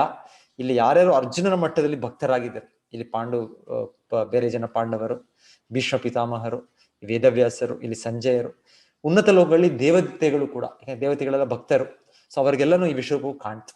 ಅರ್ಜುನನು ಅಪೇಕ್ಷೆ ಪಟ್ಟಿದ್ದು, ಆದ್ರೆ ಭಗವಂತನ ತೋರಿಸಿದ ವಿಶ್ವರೂಪ ಇವರಿಗೂ ಕೂಡ ಯಾರ್ಯಾರು ಭಕ್ತರಾಗಿದ್ದಾರೆ ಅವರೆಲ್ಲ ಕಾಣ್ತು. ದುರ್ಯೋಧನ ಇವರೆಲ್ಲ ಕಾಣಲಿಲ್ಲ. ದೇವತೆಗಳ ಸಮೂಹಗಳೆಲ್ಲ ನಿನ್ನ ಮುಂದೆ ಶರಣಾಗತವಾಗಿ ನಿನ್ನನ್ನೇ ಪ್ರವೇಶಿಸುತ್ತಿರುವವು. ಅವರಲ್ಲಿ ಕೆಲವರು ಭಯಭೀತರಾಗಿ ಕೈ ಮುಗಿದುಕೊಂಡು ಪ್ರಾರ್ಥನೆ ಮಾಡುತ್ತಿದ್ದಾರೆ. ಮಹರ್ಷಿಗಳ ಮತ್ತು ಪರಿಪೂರ್ಣ ಸಿದ್ಧರ ಸಮೂಹಗಳು ಸ್ವಸ್ತಿ ಸ್ವಸ್ತಿ ಎಂದು ಹೇಳುತ್ತಾ ವೇದದ ಸ್ತುತಿಗಳನ್ನು ಹಾಡುತ್ತಾ ನಿನಗೆ ಪ್ರಾರ್ಥನೆ ಸಲ್ಲಿಸುತ್ತಿರುವರು. ರೂಪಂ ಮಹತ್ತೇ ಬಹುವಕ್ತ್ರ ನೇತ್ರಂ ಮಹಾಬಾಹೋ ಬಹುಬಾಹು ರೂಪಾದಂ ಬಹುದರಂ ಬಹುದಂಶ್ರಾಕರಾಲಂ ದೃಷ್ಟ್ವಾ ಲೋಕ ಪ್ರವ್ಯತಿತಾಸ್ತ ತಥಾಹಂ. ಎಲೈ ಮಹಾಬಾಹುವೆ, ಹಲವು ಮುಖಗಳನ್ನು, ಕಣ್ಣುಗಳನ್ನು, ಬಾಹುಗಳನ್ನು, ತೊಡೆಗಳನ್ನು, ಪಾದಗಳನ್ನು, ಉದರಗಳನ್ನು ಮತ್ತು ಕೋರೆ ದಾಳಿಗಳನ್ನು ಹೊಂದಿರುವ ನಿನ್ನ ಮಹಾನ್ ರೂಪವನ್ನು ಕಂಡು ದೇವತೆಗಳನ್ನು ಒಳಗೊಂಡಂತೆ ಅವರ ಲೋಕಗಳು ಭಯಗೊಂಡಿವೆ, ಅವರಂತೆ ನನಗೂ ಭಯಗೊಂಡಿವೆ. ಸೊ ಭಗವಂತನ ಇರಲ್ಲಿ ಮೃತ್ಯು ಸ್ವರೂಪವಾಗಿ ಒಂದು ತೋರಿಸ್ತಾ ಇರೋದು ಈಗ ಸ್ವರೂಪ, ಕಾಲರೂಪ. ಸೊ ಆ ರೀತಿಯಲ್ಲಿ ಅರ್ಜುನನಿಗೆ ಈ ದವಡೆಗೆ ಹಲ್ಲು, ಇದು ಭಯಾನಕ, ಇದು ನಾವು ಹಾರರ್ ಶೋ ಅದೆಲ್ಲ ನೋಡ್ತೀವಿ. ಆ ರೀತಿಯಲ್ಲಿ ಕೃಷ್ಣನು ಅರ್ಜುನಿಗೆ ತೋರಿಸ್ತಾ ಇರೋದು ಎಲ್ಲವೂ ಒಂದು ಸಮಯದಲ್ಲಿ ನಾಶ ಆಗ್ಬಿಡುತ್ತೆ. ನಾವು ಭೌತಿಕ ಜಗತ್ತಿನಲ್ಲಿ ಯಾವುದು ಕೂಡ ಇಲ್ಲಿ ಶಾಶ್ವತವಾಗಿ ಇರುವ ಜಗತ್ತಲ್ಲ. ಸೊ ಭಗವಂತನು ಮಾಡಿರೋ ಪ್ರಕೃತಿ ಇದು ಹಾಗೆ, ಭೌತಿಕ ಜಗತ್ತು ಇಲ್ಲಿ ಒಂದು ಭ್ರಮೆಯ ಜಗತ್ತಿದು. ಯಾವ ರೀತಿಯಲ್ಲಿ ಹೇಳ್ತೇವೆ ಅಂದ್ರೆ, ನಮ್ಮ ಇಚ್ಛೆ ಒಂದೊಮ್ಮೆ ಒಂದು ಮಗು, ಚಿಕ್ಕ ಮಗು ಕೇಳುತ್ತೆ ತಾಯಿಗೆ, ಚಂದ್ರನ ನೋಡಿದ ತಕ್ಷಣ ನಂಗೆ ಚಂದ್ರ ಬೇಕು ಚಂದ್ರ ಬೇಕು ಚಂದ್ರ ಬೇಕು ಅಂತ ಕೇಳುತ್ತೆ. ಚಂದ್ರನೆಲ್ಲಾದ್ರೂ ಕೊಡ್ಲಿಕ್ಕಾಗುತ್ತಾ? ಆದ್ರೆ ಬುದ್ಧಿವಂತ ತಾಯಿ ಏನ್ ಮಾಡ್ತಾರೆ, ಆಯ್ತಪ್ಪ ನಿಂಗೆ ಒಂದು ಚಂದ್ರವನ್ನು ಕೊಡ್ತೇನೆ ಅಂತ ಒಂದು ಕನ್ನಡಿಯನ್ನು ತೋರಿಸಿ ಆ ಚಂದ್ರದ ಪ್ರತಿಬಿಂಬ ತೋರಿಸ್ತಾರೆ. ನೋಡು ನಿನ್ನ ಚಂದ್ರ ನಿಂಗೆ ಕೊಟ್ಟೆ, ನಿಂಗೆ ಇಟ್ಕೋ, ನೀನು ಆಟ ಆಡು ಅಂತ. ಮಗುಗೆ ಚಂದ್ರ ಸಿಕ್ತು ಅಂತ ಅದು ಭ್ರಮೆ, ಒಂದು ಭ್ರಾಂತಿ. ಸೊ ಆ ರೀತಿಯಲ್ಲಿ ಭಗವಂತನು ನಮಗೆ ಆ ರೀತಿಯ ಒಂದು ಇಚ್ಛೆಗಳು, ಭೌತಿಕ ಇಚ್ಛೆಗಳು, ನಾನೇ ಒಂದು ದೇವರಾಗಿ, ನಾನೇ ಒಂದು ಪ್ರಭುತ್ವ ಸಾಧಿಸ್ಬೇಕು, ನಾನೇ ಒಂದು ಯಜಮಾನ. ಸೊ ಆ ರೀತಿಯಲ್ಲಿ ಭಗವಂತನೊಂದು ಈ ಭ್ರಮೆಯಲ್ಲಿ ಜಗತ್ತನ್ನ ಒಂದು ಆ ರೀತಿಯಲ್ಲಿ ಸೃಷ್ಟಿ ಮಾಡು. ಸೊ ಆ ರೀತಿ ಇದು ತಾತ್ಕಾಲಿಕವಾದ ಜಗತ್ತು, ಎಲ್ಲವೂ ಕೂಡ ಇಲ್ಲಿ ನಾಶವಾಗ್ಬಿಡುತ್ತೆ. ಕೃಷ್ಣನು ಈ ರೀತಿ ಮೃತ್ಯು ಸ್ವರೂಪವನ್ನು ತೋರಿಸ್ತಾ ಆ ರೀತಿ ಒಂದು ದವಡೆ ಹಲ್ಲು ಇದು ತೋರಿಸಿ ಎಲ್ಲವೂ ತನ್ನಲ್ಲಿ ಕಾಲ ಸಮಯದಲ್ಲಿ ನಾಶವಾಗುತ್ತೆ. ಯಾಕಂದ್ರೆ ಈ ಯುದ್ಧದ ಪರಿಣಾಮವಾಗಿ ಏನಾಗುತ್ತೆ ಅಂತ ಅರ್ಜುನನಿಗೆ ಈಗ ತೋರಿಸೋದು ಅರ್ಜುನನಿಗೆ, ನೀನು ಯುದ್ಧ ಮಾಡ್ತೀಯೋ ಮಾಡೋದಿಲ್ವೋ, ನಾನು ಆಗ್ಲೇ ಎಲ್ಲರನ್ನೂ ನಾಶ ಮಾಡ್ತೇನೆ, ನಾನು ಆಗ್ಲೇ ನಾನು ನಿರ್ಣಯ ಮಾಡಿಬಿಟ್ಟಿದ್ದೇನೆ ಅಂತ ತೋರಿಸುವಾಗಿ ಈ ಮೃತ್ಯು ಸ್ವರೂಪವಾಗಿ ಭಗವಂತನ ಆ ದವಡೆ ಹಲ್ಲು ಇದಾಗಿ ಎಲ್ಲ ಇಲ್ಲಿ ಭೀಷ್ಮ, ದ್ರೋಣ ಇವರೆಲ್ಲರೂ ಕೂಡ ಅದನ್ನು ಪ್ರವೇಶಿಸುವ ರೀತಿಯಲ್ಲಿ ಈಗ ಅರ್ಜುನನಿಗೆ ತೋರಿಸ್ತಾರೆ. ನಭಃ ಸ್ಪೃಶಂ ದೀಪ್ತಂ ಅನೇಕ ವರ್ಣಂ ವ್ಯಾತ್ಯಾಂತನಂ ದೀಪ್ತ ವಿಶಾಲ ನೇತ್ರಂ ದೃಷ್ಟ್ವಾ ಹಿತ್ವಾಂ ಪ್ರವ್ಯತಿತಾಂತರಾತ್ಮ ಧೃತಿಂ ನ ವಿಂಧಾಮಿ ಶಮಂ ಚ ವಿಷ್ಣು. ಸರ್ವ ಅಂತರ್ಯಾಮಿಯಾದ ವಿಷ್ಣುವೆ, ಆಕಾಶವನ್ನು ಮುಟ್ಟುತ್ತಿರುವ ನಿನ್ನ ಅನೇಕ ಉಜ್ವಲ ವರ್ಣಗಳು, ತೆರೆದಿರುವ ನಿನ್ನ ಬಾಯಿಗಳು, ನಿನ್ನ ವಿಶಾಲವಾದ ಹೊಳೆಯುತ್ತಿರುವ ಕಣ್ಣುಗಳು, ಇವೆಲ್ಲವನ್ನು ಕಂಡು ನನ್ನ ಮನಸ್ಸು ಭಯದಿಂದ ತಲ್ಲಣಗೊಂಡಿದೆ.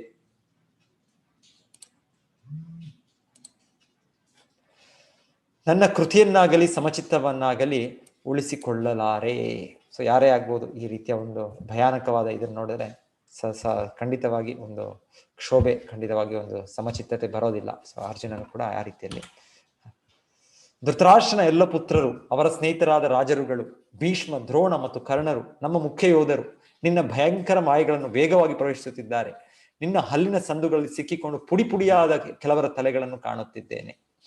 ನದಿಗಳ ಅಧಿಕ ಸಂಖ್ಯೆಯ ಅಲೆಗಳು ಸಮುದ್ರದೊಳಕ್ಕೆ ಹರಿಯುವಂತೆ ಈ ಮಹಾಯೋಧರು ಪ್ರಜ್ವಲಿಸುತ್ತಾ ನಿನ್ನ ಬಾಯಿಗಳನ್ನು ಪ್ರವೇಶಿಸುತ್ತಿರುವರು. ಸೊ ಈಗ ಭಗವಂತನಿಗೆ ಅರ್ಜುನ ಕೇಳೋದು, ಇದೇನಿದು, ಇದು ಉಗ್ರ ರೂಪ ತೋರಿಸ್ತಾ ಇರೋದು, ಇದರ ಉದ್ದೇಶ ಏನು ಇದು ಅಂತ ಅರ್ಜುನನು ಭಗವಂತನಿಗೆ ಒಂದು ಗೌರವದಿಂದ, ಒಂದು ಭಯದಿಂದ ಒಂದು ಪ್ರಾರ್ಥನೆ ಮಾಡೋದು. ಇಷ್ಟವರೆಗೂ ಅರ್ಜುನ ಸಂಬಂಧ ಸ್ನೇಹ ಭಾವದಲ್ಲಿಂದ ಒಂದು ಆಶ್ಚರ್ಯ ಭಾವದಲ್ಲಿ, ಒಂದು ಬೆರಗಿನಲ್ಲಿ ಅರ್ಜುನನು ಕೃಷ್ಣನಿಗೆ ಕೇಳ್ತಾ ಇರೋದು. ಅವನು ಆಗ ಭಗವಂತನ ಹೇಳೋದು, ಕಾಲೋಸ್ಮಿ ಲೋಕಕ್ಷಯಕೃತ್ ಪ್ರವೃದ್ಧೋ ಲೋಕಾನ್ ಸಮಾಹರ್ತುಮಿಹ ಪ್ರವೃತ್ತಃ ಋತೇಪಿ ತ್ವಾಂ ನ ಭವಿಷ್ಯಂತಿ ಸರ್ವೇ ಯೇ ಅವಸ್ಥಿತಾ ಪ್ರತ್ಯನಿಕೇಶು ಯೋಧಾಃ. ದೇವೋತ್ತಮ ಪರಮಪುರುಷನನು ಹೀಗೆ ಹೇಳಿದನು, ನಾನು ಕಾಲನು, ಎಲ್ಲ ಲೋಕಗಳ ಮಹಾನ್ ಕ್ಷಯಕಾರಿಯು, ಎಲ್ಲ ಜನರನ್ನು ನಾಶ ಮಾಡಲು ಇಲ್ಲಿಗೆ ಬಂದಿದ್ದೇನೆ. ನಿಮ್ಮನ್ನು, ಪಾಂಡವರನ್ನು ಬಿಟ್ಟು 2 ಪಕ್ಷಗಳ ಎಲ್ಲ ಯೋಧರು ಕೊಲ್ಲಲ್ಪಡುವರು. ಸೊ ಆಕ್ಚುಲಿ ಹೇಳ್ತಾರೆ, ಈ ಮಹಾಭಾರತ ಯುದ್ಧದ ಮುಂಚೆ ಎಲ್ಲ ಅಲ್ಲಿ ಯಾರು ಯೋಧರು ಸೇರಿದ್ದಾರೆ ಅವ್ರಿಗೆ ನಿರ್ದಿಷ್ಟ ಒಂದು ಜೀವ ಆಯುಷ್ ಇತ್ತು. ನಮಗೆ ಪ್ರತಿಯೊಬ್ಬರಿಗೂ ಇಷ್ಟು ವರ್ಷ, 100 ವರ್ಷ, 200 ವರ್ಷ, 20 ವರ್ಷ, 30 ವರ್ಷ, 2 ವರ್ಷ, ಎಷ್ಟು ನಮಗೆ ಜೀವಾವಧಿ ಅಂತ ಇದೆ. ಸೊ ಪ್ರತಿಯೊಬ್ಬರಿಗೂ ಇರುತ್ತೆ, ಅಂದ್ರೆ ಪೂರ್ವ ಕರ್ಮಾನುಸಾರ ಇರುತ್ತೆ. ಆದರೆ ಈ ಮಹಾಭಾರತ ಯುದ್ಧ ಪ್ರಥಮ ದಿವಸನೇ ಭಗವಂತನು ಅಲ್ಲಿ ಬಂದು ಮೊದಲಿಗೆ ಅವನ ದೃಷ್ಟಿಯನ್ನು ಎಲ್ಲ ಅಲ್ಲಿ ಯಾರನ್ನ ಸೇರಿದ್ದಾರೆ ಎಲ್ಲ ಯೋಧರ ಮೇಲೆ ಬಿಟ್ಟದ್ದಂತೆ. ಆ ಕೃಷ್ಣನ ಒಂದು ಕಣ್ಣಿನ ನೋಟದಿಂದಾನೇ ಹೇಳ್ತಾರೆ, ಎಲ್ಲರ ಜೀವಾವಧಿ 18 ದಿವಸದ ಒಳಗಾಯ್ತಂತೆ. ಕೆಲವರು ಮೊದಲನೇ ದಿವಸ ಸಾಯ್ಬೇಕು, ಕೆಲವರು 2ನೇ ದಿವಸ, ಕೆಲವರು 3, ಮ್ಯಾಕ್ಸಿಮಮ್ ಗರಿಷ್ಠ 18 ದಿವಸ. ಎಲ್ಲ ಅಲ್ಲಿದ್ದವರು ಎಲ್ಲೋ ಕೆಲವೇ ಜನ, ಈ ಪಾಂಡವರು ಮತ್ತೆ ಕೆಲವು ಜನ ಬಿಟ್ರೆ ಎಲ್ಲರೂ ಕೂಡ ಹತರಾದದ್ದು. ಸೊ ಕೃಷ್ಣನು ಅಲ್ಲಿ ಎಲ್ಲರ ಆಯುಷ್ನು ಕಡಿಮೆ ಮಾಡಿತ್ತು. ಸೊ ಅವರ ಕರ್ಮಾನುಸಾರವಾಗಿರ್ಬೋದು, ಅವ್ರು ಇನ್ನ ಎಷ್ಟೋ 100 ವರ್ಷ, 50 ವರ್ಷ, ದ್ವಾಪರ ಯುಗ ಇನ್ನ ಇರೋ ಸಮಯ ಇತ್ತು. ಅದೇ ಕೃಷ್ಣ 18 ದಿವಸದಲ್ಲೆಲ್ಲರೂ ಕೂಡ. ಸೊ ಕೃಷ್ಣ ಅರ್ಜುನಿಗೆ ತೋರಿಸ್ತಾ ಇರೋದು ಈ ರೀತಿ, ನಾನು ಆಗ್ಲೇ ನಿರ್ಧರಿಸಿದ್ದೇನೆ, ನೀನು ಯುದ್ಧ ಮಾಡದೆ ಆಗಲಿ ಇವ್ರು ಯಾರು ಕೂಡ ನಮ್ಮ ಹಿಂದಿರುಗು ಮನೆಗೆ ಹೋಗೋದಿಲ್ಲ ಇವರು. ಆದರೆ ನೀನು ನನ್ನ ಭಕ್ತನಾದ್ದರಿಂದ ನಿನಗೆ ಈ ಕೀರ್ತಿಯನ್ನು ನಾನು ಕೊಡ್ತೇನೆ. ಯಾಕಂದ್ರೆ ಭಗವಂತನ ಯಾವಾಗಲೂ ತನ್ನ ಕೀರ್ತಿಯನ್ನು ತನ್ನ ಭಕ್ತರೊಟ್ಟಿಗೆ ಭಗವಂತನ ಹಂಚ್ಕೊಂಡು ಆ ರೀತಿ ಭಗವಂತನ ಆ ರೀತಿಯಲ್ಲಿ ಭಕ್ತರ ಕೀರ್ತಿಯನ್ನು ಮೇಲೆ ತೋರಿಸೋದು ಭಗವಂತ. ಅದು ಅವನ ಒಂದು ದಿವ್ಯ ಗುಣ. ಹೇಗೆ ನಾವು ಯಾರು ಹೀರೋ ಅಂತ ಹೇಳ್ತೇವೆ, 2 ಮಹಾಯುದ್ಧಗಳಾದದ್ದು ನಾವು ಕೇಳ್ತೇವೆ. ಮೊದಲ ಮಹಾಯುದ್ಧ ಆಯಿತು ವಿಶ್ವದಲ್ಲಿ 1914ರಿಂದ 18, 5 ವರ್ಷಗಳು. 2ನೇ ಮಹಾಯುದ್ಧ ಆಯಿತು 1939, 45, 6 ವರ್ಷಗಳು. ಸೊ ಈ ರೀತಿ ದೊಡ್ಡ ದೊಡ್ಡ ಮಹಾಯುದ್ಧಗಳು, ಇದೆಲ್ಲ ಚಿಕ್ಕ ಯುದ್ಧಗಳಷ್ಟೇ. ಇಲ್ಲಿ ಎಷ್ಟು ಜನ ಇಲ್ಲಿ ಹತರಾದರು ಅಂದ್ರೆ ಅದೇನೋ ಒಂದು ಲಕ್ಷಗಳಲ್ಲಿ ಅಂತ ಹೇಳ್ಬೋದು. ಇಲ್ಲ ಅಲ್ಲಿ ಭಾಗವಹಿಸಿದ ಸೈನಿಕರು ಅದು ಒಂದು ಎಷ್ಟೋ ಅಷ್ಟೇ, ಅದೇನು ದೊಡ್ಡ. ಇಲ್ಲಿ ಮಹಾಭಾರತ ಆದದ್ದು ದೊಡ್ಡ ಮಹಾಯುದ್ಧ ಹೇಳ್ತಾರೆ. ಇದರ ಲೆಕ್ಕ ಅದು ನೋಡಿದ್ರೆ ಎಷ್ಟೋ ಕೋಟಿ 64 ಕೋಟಿನ ಏನೋ ಹೇಳ್ತಾರೆ ಒಂದು ಸಲದಲ್ಲಿ. ಆ ಸಾಯೋ ಜನರು ಅಷ್ಟು ಜನ ಇಲ್ಲಿ ಜನಸಂಖ್ಯೆಯಲ್ಲಿ ಹತರಾದದ್ದು. ಅದೇ ರೀತಿಯಲ್ಲಿ ರಾಮಾಯಣ. ಸೊ ಹೇಳ್ತಾರೆ 2 ಮಹಾಯುದ್ಧಗಳಿದು ನಾವು ನಮ್ಮ ಇದರಲ್ಲಿ ಇತಿಹಾಸಗಳಿಗೆ ಕೇಳೋದು, ರಾಮಾಯಣ, ಮಹಾಭಾರತ. ಸೊ ಇದರಲ್ಲಿ 2ರಲ್ಲೂ ಕೂಡ ಇದರಲ್ಲಿ ಹೀರೋ, ಇದರಲ್ಲಿ ಅಂದ್ರೆ ಯಾರು, ಮೊದಲ ಇದರಲ್ಲಿ ಹೀರೋ ಆಂಜನೇಯ, ಹನುಮಾನ್. 2ನೇ ಇದರಲ್ಲಿ ಹೀರೋ ಅಂದ್ರೆ ಅರ್ಜುನ. ಸೊ ಇದು ಭಗವಂತನ ಶುದ್ಧ ಭಕ್ತರಿಗೆ ಭಗವಂತ ಕೊಡುವ ಒಂದು ಕೀರ್ತಿ. ತಸ್ಮಾತ್ ಉತ್ತಿಷ್ಟ ಯಶೋ ಲಭಸ್ವ ಜಿತ್ವಾ ಶತ್ರುನ್ ಭುಂಕ್ಷ್ವ ರಾಜ ಸಮೃದ್ಧಂ ಮಯೈವೈತೆ ನಿಹತಾ ಪೂರ್ವಮೇವ ನಿಮಿತ್ತ ಮಾತ್ರಂ ಭವ ಸವ್ಯಸಾಚಿನ್. ಆದುದರಿಂದ ಎದ್ದೇಳು, ಯುದ್ಧ ಮಾಡಿ ಕೀರ್ತಿಯು ಪಡೆ, ನಿನ್ನ ಶತ್ರುಗಳನ್ನು ಸೋಲಿಸಿ ಸಮೃದ್ಧವಾದ ರಾಜ್ಯವನ್ನು ಅನುಭವಿಸು. ನನ್ನ ವ್ಯವಸ್ಥೆಯಿಂದ ಆಗಲೇ ಅವರು ಹತರಾಗಿದ್ದಾರೆ. ಸವ್ಯಸಾಚಿಯೇ, ನೀನು ಯುದ್ಧದಲ್ಲಿ ಬಂದು ಒಂದು ನಿಮಿತ್ತ ಮಾತ್ರ. ಸೊ ಆಕ್ಚುಲಿ ಇವೆಲ್ಲವನ್ನು ಮಾಡ್ತಾ ಇರೋದು ಭಗವಂತ, ಎಲ್ಲವೂ ಭಗವಂತನ ಇಚ್ಛೆಯಿಂದ ಆಗುತ್ತೆ. ಈ ಸಂಪೂರ್ಣ ಭೌತಿಕ ಜಗತ್ತು ಕೂಡ ಭಗವಂತನ ನಿರ್ದೇಶನದಿಂದ ಆಗ್ತಾ ಇದೆ. ನಿರ್ದೇಶನದಿಂದ ಆಗ್ತಾ ಅಂದ್ರೆ ಭಗವಂತನ ಮಾಡಿರೋದು ಒಂದು ಯೋಜನೆ. ನಮಗೆ ಮತ್ತೆ ನಾವು ಪವಿತ್ರೀಕರಣಗೊಂಡು ನಮ್ಮ ಈ ಒಂದು ಏನು ಸ್ವಭಾವ ಇದೆ, ಇಚ್ಛಾ ದ್ವೇಷ ಸಮುಕ್ತೇನ, ಭಗವಂತನ ಮೇಲೆ ನಾವು ಬೆಳೆಸಿರುವ ಒಂದು ದ್ವೇಷ, ಒಂದು ಈ ಸಂಬಂಧ, ಇದನ್ನ ಭಾವವನ್ನು ಬಿಟ್ಟು ತ್ಯಜಿಸಿ ಮತ್ತೆ ಭಗವಂತನ ಮೇಲಿರುವ ನಮ್ಮ ಸಹಜವಾದ ಸಂಬಂಧವನ್ನು, ಪ್ರೇಮ ಭಾವನೆಯನ್ನು ಬೆಳೆಸಿಕೊಂಡು ಭಗವದ್ಧಾಮಕ್ಕೆ ಹೋಗ್ಲಿಕ್ಕೆ ಭಗವಂತನು ಯೋಜನೆ ಮಾಡಿರೋದು. ಈ ಜಗತ್ತಿನ ಸೃಷ್ಟಿ, ಅದರ ಉದ್ದೇಶ. ಸೊ ಹೀಗೆ ಮಕ್ಕಳು ಒಮ್ಮೊಮ್ಮೆ ಮಾತು ಕೇಳೋದಿಲ್ಲ, ಹಾಗೆ ತಂದೆ ತಾಯಿಗಳು ಆಯ್ತಪ್ಪ ನೀವು ಸ್ವಲ್ಪ ಸ್ವತಂತ್ರರಾಗಿ ನೀವೇನ್ ಮಾಡ್ತೀರೋ ಮಾಡಿ ಅಂತ ಬಿಡ್ತಾರೆ. ಆದ್ರೆ ಅವ್ರ ಇಚ್ಛೆ ಯಾವಾಗಲೂ ಅವ್ರ ಮನಸ್ಸಿನಲ್ಲಿ ಮತ್ತೆ ಮಕ್ಕಳು ನಮ್ಮ ದಿನದಲ್ಲಿ ಬರಬೇಕು, ಸೊ ಆ ಒಂದು ನಮ್ಮ ಪ್ರೇಮ ವ್ಯವಹಾರ ಮತ್ತೆ ಬೆಳಿಬೇಕು ಅಂತಾನೆ ಅವ್ರಿಗೆ. ಸೊ ಅದೇ ರೀತಿಯಲ್ಲಿ ಭಗವಂತನ ನಮ್ಮ ತಂದೆ ಕೃಷ್ಣನು. ಸೊ ಹಾಗೆ ನಮಗೆ ಈ ಭೌತಿಕ ಜಗತ್ತು ಸೃಷ್ಟಿ ಮಾಡಿದ್ದು ಯೋಜನೆ, ನಮಗೆ ಏನೇನೋ ಇಚ್ಛೆಗಳು, ಏನೇನೋ ಆಸೆಗಳು, ಇದನ್ನು ಪೂರೈಕೆ ಮಾಡ್ಲಿಕ್ಕೆ ಒಂದು ವ್ಯವಸ್ಥೆ. ಕೊನೆಗೆ ನಾವು ಇದೆಲ್ಲ ಬಿಟ್ಟು ಸರಿಯಾಗಿ ಅರ್ಥ ಮಾಡ್ಕೊಂಡು ಮತ್ತೆ ಭಗವಂತನ ನಿತ್ಯ ಲೋಕಕ್ಕೆ ಹೋಗ್ಬೇಕು ಅಂತ ಭಗವಂತನ ಇಚ್ಛೆ. ಸೊ ಅರ್ಜುನನು ದ್ರೋಣಂ ಚ ಭೀಷ್ಮಂ ಚ ಜಯದ್ರಥಂ ಚ ಕರ್ಣಂ ತಥಾನ್ಯಾನ್ ನಪಿ ಯೋಧವೀರಾನ್ ಮಯಾ ಹತಾಂಸ್ತ್ವಂ ನ ಜಹೀಮ ವ್ಯತಿಷ್ಠ ಯುದ್ಧಸ್ವ ಚೇತಾಸಿ ರಣೇ ಸಮತ್ನಾನ್. ದ್ರೋಣ, ಭೀಷ್ಮ, ಜಯದ್ರಥ, ಕರ್ಣ ಮತ್ತು ಇತರ ವೀರ ಯೋಧರು ಆಗಲೇ ನನ್ನಿಂದ ನಾಶವಾಗಿದ್ದಾರೆ. ಆದುದರಿಂದ ಅವರನ್ನು ಕೊಲ್ಲು, ವ್ಯಥೆ ಪಡಬೇಡ, ಯುದ್ಧ ಮಾಡು, ಯುದ್ಧದಲ್ಲಿ ನಿನ್ನ ಶತ್ರುಗಳನ್ನು ಸೋಲಿಸುವೆ. ಸೊ ಅರ್ಜುನನಿಗೆ ಯಾಕಂದ್ರೆ ಇದರಲ್ಲಿ ಕೊಲ್ಲೋದಕ್ಕೆ ಇಷ್ಟ ಇಲ್ಲ. ಅಯ್ಯೋ ನನ್ನ ತಾತ, ನನ್ನ ಗುರು, ನನ್ನ ದಾಯಾದಿ ಹೇಗೆ ಮಾಡ್ಲಿ ನಾನು. ಸೊ ಕೃಷ್ಣ ಹೇಳ್ತಾರೆ, ಇಲ್ಲ, ನಾನು ಆಗ್ಲೇ ನಾನು ನಿರ್ದೇಶನ ಮಾಡಿದ್ದೇನೆ, ಅವ್ರು ಸಾಯ್ಲೇಬೇಕು, ನೀನೊಂದು ನಿಮಿತ್ತ ಅಷ್ಟೇ, ಸೊ ನೀನು ಯೋಚನೆ ಮಾಡಬೇಡ ಅಂತ ಭಗವಂತನು ಹೇಳ್ತಾರೆ. ಸಂಜಯನು ಧೃತರಾಷ್ಟ್ರನಿಗೆ ಹೇಗೆ ಹೇಳಿದನು, ರಾಜನೇ, ದೇವೋತ್ತಮ ಪರಮಪುರುಷನ ಈ ಮಾತುಗಳನ್ನು ಕೇಳಿ ಅರ್ಜುನನು ಕೈಗಳನ್ನು ಮುಗಿದುಕೊಂಡು ನಡಗುತ್ತಾ ಮತ್ತೆ ಮತ್ತೆ ನಮಸ್ಕಾರ ಮಾಡಿದನು. ಗದ್ಗದ ಕಂಠದಿಂದ ಭಯಭೀತನಾಗಿ ಶ್ರೀಕೃಷ್ಣನಿಗೆ ಹೀಗೆ ಹೇಳಿದನು. ಅರ್ಜುನನು ಹೇಳಿದನು, ಇಂದ್ರಿಯಗಳ ಪ್ರಭುವಾದ ಋಷಿಕೇಶನೇ, ನಿನ್ನ ಹೆಸರನ್ನು ಕೇಳಿಯೇ ಇಡೀ ಜಗತ್ತು ಸಂತೋಷ ಪಡುತ್ತದೆ. ಆದುದರಿಂದ ಎಲ್ಲರೂ ನಿನ್ನಲ್ಲಿ ಅನುರಾಗಗೊಳ್ಳುತ್ತಾರೆ. ಸಿದ್ಧರು ನಿನಗೆ ತಮ್ಮ ಗೌರವಪೂರ್ವಕ ನಮಸ್ಕಾರಗಳನ್ನು ಅರ್ಪಿಸುತ್ತಾರೆ. ರಾಕ್ಷಸರು ಬೆದರಿ ಎಲ್ಲ ದಿಕ್ಕುಗಳಲ್ಲಿ ಓಡಿ ಹೋಗುತ್ತಾರೆ. ಇದೆಲ್ಲ ಯುಕ್ತವೇ ಸರಿ. ಸೊ ಅರ್ಜುನನು ಈಗ ಕೃಷ್ಣನ ಇದನ್ನು ಉದ್ದೇಶವನ್ನು ಅರ್ಥ ಮಾಡ್ಕೊಂಡ್ಮೇಲೆ ಅವರು ಎನ್ಲೈಟೆಂಡ್, ಅವ್ರಿಗೆ ಸರಿಯಾದ ಒಂದು ಅರ್ಜುನನಿಗೆ ಕೂಡ ಈಗ ಕ್ಲಿಯರ್ ಆಯ್ತು, ಸ್ಪಷ್ಟ ಆಯ್ತು. ಸೊ ಭಗವಂತನ ಪ್ರತಿಯೊಂದು ಮಾಡೋದು ಕೂಡ ಎಲ್ಲರ ಒಳ್ಳೆತಕ್ಕೆ. ಅನ್ನಿಸ್ಬೋದು ಒಮ್ಮೊಮ್ಮೆ ಇವರಿಗೆ ಈ ತರ ಆಗ್ತಾ ಇದೆ, ಅವ್ರಿಗೆ ಆ ತರ ಆಗ್ತಾ ಇದೆ ಅಂತ. ಅದು ಅಂತಿಮವಾಗಿ ಪ್ರತಿಯೊಬ್ಬರಿಗೂ ಒಳ್ಳೇದೇ ಆಗುತ್ತೆ. ಸೊ ಕೃಷ್ಣನು ಆ ರೀತಿಯಲ್ಲಿ ಮಾಡೋದು, ಅವನ ಚಟುವಟಿಕೆ, ಅವನ ಒಂದು ಪ್ಲಾನ್ನ ನಾವು ಸ್ವೀಕರಿಸ್ಬೇಕು, ಅವನ ಯೋಜನೆಯನ್ನು ನಾವು ಸ್ವೀಕರಿಸಿ ಅದರಲ್ಲಿ ಪಾಲ್ಗೊಳ್ಬೇಕು ನಾವು. ಸೊ ಅದು ನಮ್ಮ ಜೀವನದ ಸಾರ್ಥಕತೆ. ಸೊ ಅರ್ಜುನ ಹಾಗೆ ಕೃಷ್ಣನಿಗೆ ನೀನು ಎಲ್ಲ ಮಾಡೋದ್ರಲ್ಲಿ ಯುಕ್ತವೇ, ಎಲ್ಲ ಸರಿಯೇ ಅಂತ ಹೇಳ್ತಾ ಇದ್ರು. ಬ್ರಹ್ಮನಿಗೂ ಶ್ರೇಷ್ಠನಾದ ಮಹಾತ್ಮನೇ, ನೀನು ಆದಿ ಸೃಷ್ಟಿಕರ್ತನು, ಆದುದರಿಂದ ಅವರು ನಿನಗೆ ಭಕ್ತಿಪೂರ್ವಕ ಪ್ರಣಾಮಗಳನ್ನು ಏಕೆ ಅರ್ಪಿಸಬಾರದು. ನೀನು ಅನಂತನು, ದೇವತೆಗಳ ದೇವ, ಜಗನ್ನಿವಾಸನು, ನೀನು ಅಜೇಯನಾದ ಮೂಲನು, ಎಲ್ಲ ಕಾರಣಗಳ ಕಾರಣನು, ಈ ಐಹಿಕ ಅಭಿವ್ಯಕ್ತಿಗೆ ಅತೀತನಾದವನು. ನೀನು ಆದಿ ದೇವೋತ್ತಮ ಪುರುಷ, ಪುರಾಣ ಪುರುಷನು, ಈ ಪ್ರಕಟಿತ ವಿಶ್ವದ ಕಟ್ಟಕಡೆಯ ಆಶ್ರಯ ನೀನು, ಎಲ್ಲವನ್ನು ತಿಳಿದವನು ನೀನು, ತಿಳಿಯಲು ಸಾಧ್ಯವಿರುವುದೆಲ್ಲ ನೀನೇ, ಭೌತಿಕ ಗುಣಗಳನ್ನು ಮೀರಿದ ಪರಂಧಾಮನು ನೀನು. ಹೇ ಅನಂತ ರೂಪನೇ, ಈ ವಿಶ್ವವನ್ನೆಲ್ಲ ನೀನು ವ್ಯಾಪಿಸಿರುವೆ. ಸೊ ಅರ್ಜುನನು ಒಮ್ಮೆ ಇಲ್ಲಿ ಒಂದು ಹೇಳೋದು, ಪುನರೋಚ್ಚಾರಣ ಮಾಡೋ ತರ ಅನ್ಸುವ ಒಂದ್ಸಲ ಈ ಭಗವಂತನ ಸಿರಿಗಳನ್ನು. ಇಲ್ಲ, ಅದು ಆ ಒಂದು ದಿಗ್ಭ್ರಾಂತ ಸ್ಥಿತಿಯಲ್ಲಿ ಆ ರೀತಿ ಹೇಳೋದು, ಆ ಸ್ತುತಿಸೋದು ಅದರಲ್ಲಿ ತಪ್ಪಿಲ್ಲ ಅಂತ ಹೇಳ್ತಾರೆ. ಭಗವಂತನ ಸಿರಿ ಎಷ್ಟಿದ್ರು ಅದು ಅಲೌಕಿಕವಾದದ್ದು. ಸೊ ಈ ಅಲೌಕಿಕ ರೂಪ, ವಿಶ್ವರೂಪ ಭಗವಂತನ ತೋರಿಸ್ತಾ ಇರೋದು. ನಿನ್ನ ಮಹಿಮೆಗಳನ್ನು ತಿಳಿಯದೆ ನೀನು ನನ್ನ ಸಖನೆಂದು ಭಾವಿಸಿ ಯೋಚನೆ ಮಾಡದೆ ನಿನ್ನನ್ನು ಕೃಷ್ಣ, ಯಾದವ, ಓ ಗೆಳೆಯ ಎಂದು ಕರೆದಿದ್ದೇನೆ. ಪ್ರಮಾದದಿಂದಾಗಲಿ ಪ್ರೀತಿಯಿಂದಾಗಲಿ ನಾನು ಮಾಡಿರುವ ಅಪರಾಧಗಳನ್ನು ಕ್ಷಮಿಸು. ವಿಹಾರದಲ್ಲಿ ಒಂದೇ ಹಾಸಿಗೆಯಲ್ಲಿ ಮಲಗಿದ್ದಾಗ, ನಾವಿಬ್ಬರೇ ಇದ್ದಾಗ, ಸ್ನೇಹಿತರ ಮುಂದೆ ನಾನು ನಿನ್ನನ್ನು ಅನೇಕ ಬಾರಿ ಅಪಹಾಸ್ಯ ಮಾಡಿದ್ದೇನೆ. ಅಚ್ಯುತನೇ, ಇವಕ್ಕೆಲ್ಲ ನಾನು ನಿನ್ನ ಕ್ಷಮೆ ಬೇಡುತ್ತೇನೆ. ಆಕ್ಚುಲಿ ಅರ್ಜುನ ಕ್ಷಮೆ ಬೇಡೋ ಇದು ಇಲ್ಲ, ಬೇಕಾಗಿಲ್ಲ. ಆದ್ರೂ ಕೂಡ ಒಂದು ಸಹಜವಾಗಿ ನಮ್ರವಾದ ಭಕ್ತನಾದ್ರಿಂದ ಅರ್ಜುನನು ಇಲ್ಲಿ ಕ್ಷಮೆಯನ್ನು ಕೇಳ್ತಾರೆ. ಯಾಕಂದ್ರೆ ಕೃಷ್ಣನಿಗೆ ಎಷ್ಟು ಆತ್ಮೀಯನು ಅರ್ಜುನ ಅಂದ್ರೆ, ಆ ರೀತಿಯಲ್ಲಿ ಈ ವ್ಯವಹಾರಗಳಲ್ಲಿ ಕೃಷ್ಣನಿಗೆ ಸಂತೋಷ ಕೊಡ್ತಾನೆ ಅರ್ಜುನ. ಈಗ ಸ್ನೇಹಿತರ ಭಾವದಲ್ಲಿ ನಾವು ನಗೆ, ಒಂದು ಜೋಕು, ಇದು ಸಹಜವಾಗಿ ಇರ್ತದೆ. ಇದು ಮೂಲ ಎಲ್ಲಿ? ಜನ್ಮಾದ್ಯಸ್ಯತ, ಪ್ರತಿಯೊಂದು ಮೂಲ ಕೃಷ್ಣನೇ. ಸೊ ಕೃಷ್ಣನಲ್ಲಿ ತನ್ನ ಶುದ್ಧ ಭಕ್ತರೊಟ್ಟಿಗೆ ಈ ರೀತಿ ಹರ ಭಕ್ತರಿಗೆ ಭಗವಂತನ ಕೊಡೋ ಒಂದು ಭಾಗ್ಯ. ಸೊ ಅರ್ಜುನನು ಆ ರೀತಿಯಲ್ಲಿ ಕೃಷ್ಣನಿಗೆ ಸಂತೋಷ ಕೊಡ್ತಾರೆ. ಸೊ ಕೃಷ್ಣನಿಗೆ ಅರ್ಜುನ ಏನು ಅಪರಾಧ ಮಾಡೋದು, ಒಂದು ಅವಹೇಳನ ಮಾಡೋದು ಅಂತಲ್ಲ. ಆದ್ರೂ ಕೂಡ ಸಹಜವಾಗಿ ನಮ್ರ ಭಾವನೆಯಿಂದ ಅರ್ಜುನನು ತನ್ನ ನಿತ್ಯ ಕೃಷ್ಣನ ಸಂಬಂಧ ಇರೋದು ಅದನ್ನು ಮರೀಲಿಕ್ಕೆ ಸಾಧ್ಯ ಇಲ್ಲ. ಸೊ ಹಾಗೆ ಕೃಷ್ಣನಿಗೆ ಹೇಳ್ತಾ ಇರೋದು, ನಿನ್ನನ್ನು ನಾನು ಒಂದು ಇದರಲ್ಲಿ ಭ್ರಾಂತಿಯಲ್ಲಿ ಹಾಗೆ ಹೇಳದೆ, ನಾನು ತನ್ನಲ್ಲೇ ತಪ್ಪನ್ನು ಹುಡ್ಕೊಂಡು ಆ ರೀತಿ ಹೇಳ್ತಾರೆ. ಇಲ್ಲಾಂದ್ರೆ ಅರ್ಜುನನೇನು ತಪ್ಪಿಲ್ಲ, ಕೃಷ್ಣನಿಗೆ ಇನ್ನ ಅದು ಆನಂದ ಕೊಡುವ ಒಂದು ವಿಷಯಗಳು ಅರ್ಜುನನ ಈ ರೀತಿಯಲ್ಲಿ ಕೃಷ್ಣನ ಜೊತೆ ವ್ಯವಹರಿಸೋದು. ನಾನು ಹಿಂದೆ ನೋಡದಿದ್ದ ಈ ವಿಶ್ವರೂಪವನ್ನು ಕಂಡು ಸಂತೋಷ ಪಟ್ಟಿದ್ದೇನೆ. ಆದರೆ ಅದೇ ಕಾಲದಲ್ಲಿ ನನ್ನ ಮನಸ್ಸು ಭಯದಿಂದ ತಲ್ಲಣಗೊಂಡಿದೆ. ಹೇ ಪ್ರಭುಗಳ ಪ್ರಭುವೆ, ಜಗನ್ನಿವಾಸನೆ, ನನ್ನಲ್ಲಿ ಕೃಪೆ ಮಾಡಿ ದೇವೋತ್ತಮ ಪರಮಪುರುಷನ ನಿನ್ನ ರೂಪವನ್ನು ನನಗೆ ಮತ್ತೆ ತೋರಿಸು. ಸೊ ಅರ್ಜುನ ಏನೋ ಕೇಳಿದ್ರು ನೋಡ್ಬೇಕು ವಿಶ್ವರೂಪ ಅಂತ, ಆದ್ರೆ ನೋಡಿದ್ಮೇಲೆ ಅರ್ಜುನಿಗೆ ಕೂಡ ಭಯ ಆಯ್ತು. ಸೊ ಇಲ್ಲಿ ನಾವು ನೋಡೋದು ಭಯ ಅಂದ್ರೆ ಇದು ಭಗವಂತನ ಸಹಜ ಸ್ವರೂಪ ಅಲ್ಲ. ಒಬ್ಬ ವ್ಯಕ್ತಿ ಸಪೋಸ್ ನಿಮ್ಮ ಮನೆಯಲ್ಲಿ ಇವಾಗ ಒಬ್ಬ ಇರ್ಬೋದು, ಒಬ್ಬರು ಇದರಲ್ಲಿ ಪೊಲೀಸ್ ಆಫೀಸರ್ ಇರ್ಬೋದು, ಎಲ್ಲಿ ಒಂದು ದೊಡ್ಡ ಪೊಲೀಸ್ ಆಫೀಸರ್, ಅವರು ಏನೋ ಆಂಟಿ ಕಮಾಂಡೋ ಸ್ಕ್ವಾಡ್ ಅಲ್ಲಿ ಇರ್ಬೋದು, ಹೊರಗೆ ಕೆಲಸ ಮಾಡುವಾಗ ಗನ್ ಇಟ್ಕೊಂಡು ಶೂಟ್ ಮಾಡೋದೆಲ್ಲ ಇರ್ಬೋದು, ಉಗ್ರಗಾಮಿಗಳೆಲ್ಲ. ಅವ್ರು ಒಂದು ದಿವಸ ಮನೆಗೆ ಬಂದಾಗ ಗನ್ ಇಟ್ಕೊಂಡು ಬಂದ್ರೆ ಏನಾಗುತ್ತೆ?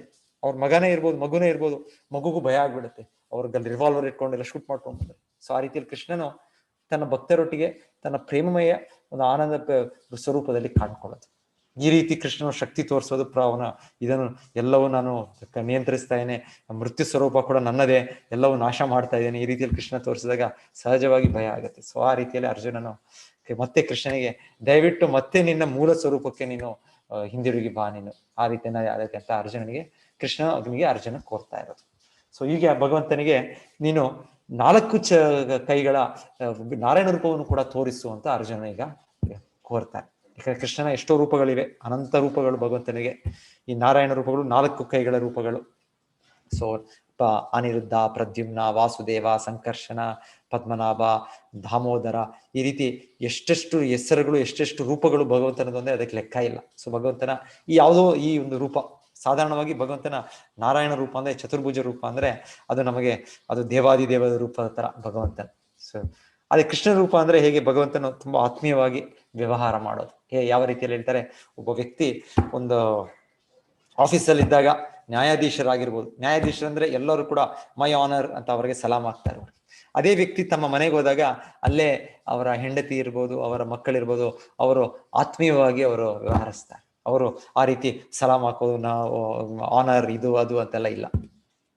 ಅವ್ರನ್ನ ಇನ್ನ ಒಂದು ಆತ್ಮೀಯವಾಗಿ, ಅಯ್ಯೋ ನೀವ್ ಯಾಕೆ ಹೀಗೆ ಮಾಡ್ಲಿಲ್ಲ, ಯಾಕೆ ಹಾಗೆ ಮಾಡ್ಲಿಲ್ಲ, ನೀವು ಹೇಗೆ ಅವ್ರನ್ನ ಅವಹೇಳನ ಮಾಡ್ಬೋದು. ಸೊ ಆ ರೀತಿಯಲ್ಲಿ ಭಗವಂತನು ತನ್ನ ಮೂಲ ರೂಪದಲ್ಲಿ ಕೃಷ್ಣ ಗೋಲೋಕಧಾಮದಲ್ಲಿ ಒಂದು ಮನೆ ಇದ್ದ ಹಾಗೆ ಕೃಷ್ಣ ತನ್ನ ಭಕ್ತರೆಲ್ಲ ಜೊತೆಗೆ ವ್ಯವಹಾರ ಮಾಡೋದು.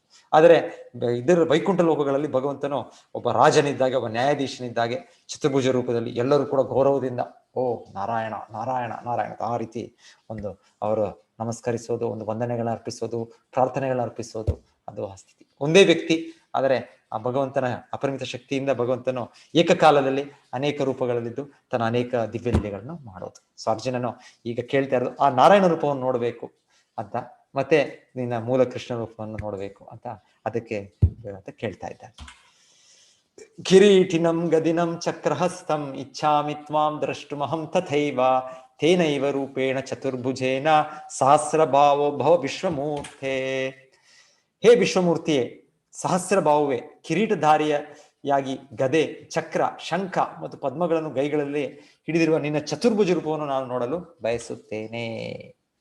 ಆಕ್ಚುಲಿ ನಮ್ಮ ಹೃದಯದಲ್ಲಿರುವ ಭಗವಂತನ ರೂಪ, ಪರಮಾತ್ಮ ರೂಪನೂ ಹಾಗೆ ಇರೋದು, ಚತುರ್ಭುಜ ರೂಪ ಅಂತಾನೆ ಹೇಳ್ತಾರೆ. ನಾವು ಆತ್ಮ ಈ ಹೃದಯದಲ್ಲಿ ಭಗವಂತನ ಪರಮಾತ್ಮನಾಗಿ ಒಂದು ವಿಸ್ತರಣೆಯಾಗಿ ಭಗವಂತನ ಪ್ರತಿಯೊಂದು ಅಣುರು, ಪ್ರತಿಯೊಂದು ಜೀವಿಯಲ್ಲೂ ಇದ್ದಾರೆ. ಅದು ಕೂಡ ಚತುರ್ಭುಜ ರೂಪ ಭಗವಂತನ ಪರಮಾತ್ಮ ರೂಪ. ನ ವೇದ ಯಜ್ಞಾಧ್ಯಯನ ನ ಚಕ್ರಿಯಾಭಿರ್ನತೋ ತಪೋಭಿರುಘ್ರೈ ಏವಂ ರೂಪಂ ಶಕ್ಯಮಹಂ ನೃಲೋಕೆ ದ್ರಷ್ಟುಂ ತ್ವಧನ್ಯೇನ ಕುರು ಪ್ರವೀರ. ಕುರುಯೋಧರಲ್ಲಿ ಅತ್ಯಂತ ಶ್ರೇಷ್ಠನಾದ ಅರ್ಜುನನೇ, ನಿನಗೆ ಮೊದಲು ಯಾರೂ ಈ ನನ್ನ ವಿಶ್ವರೂಪವನ್ನು ನೋಡಿರಲಿಲ್ಲ.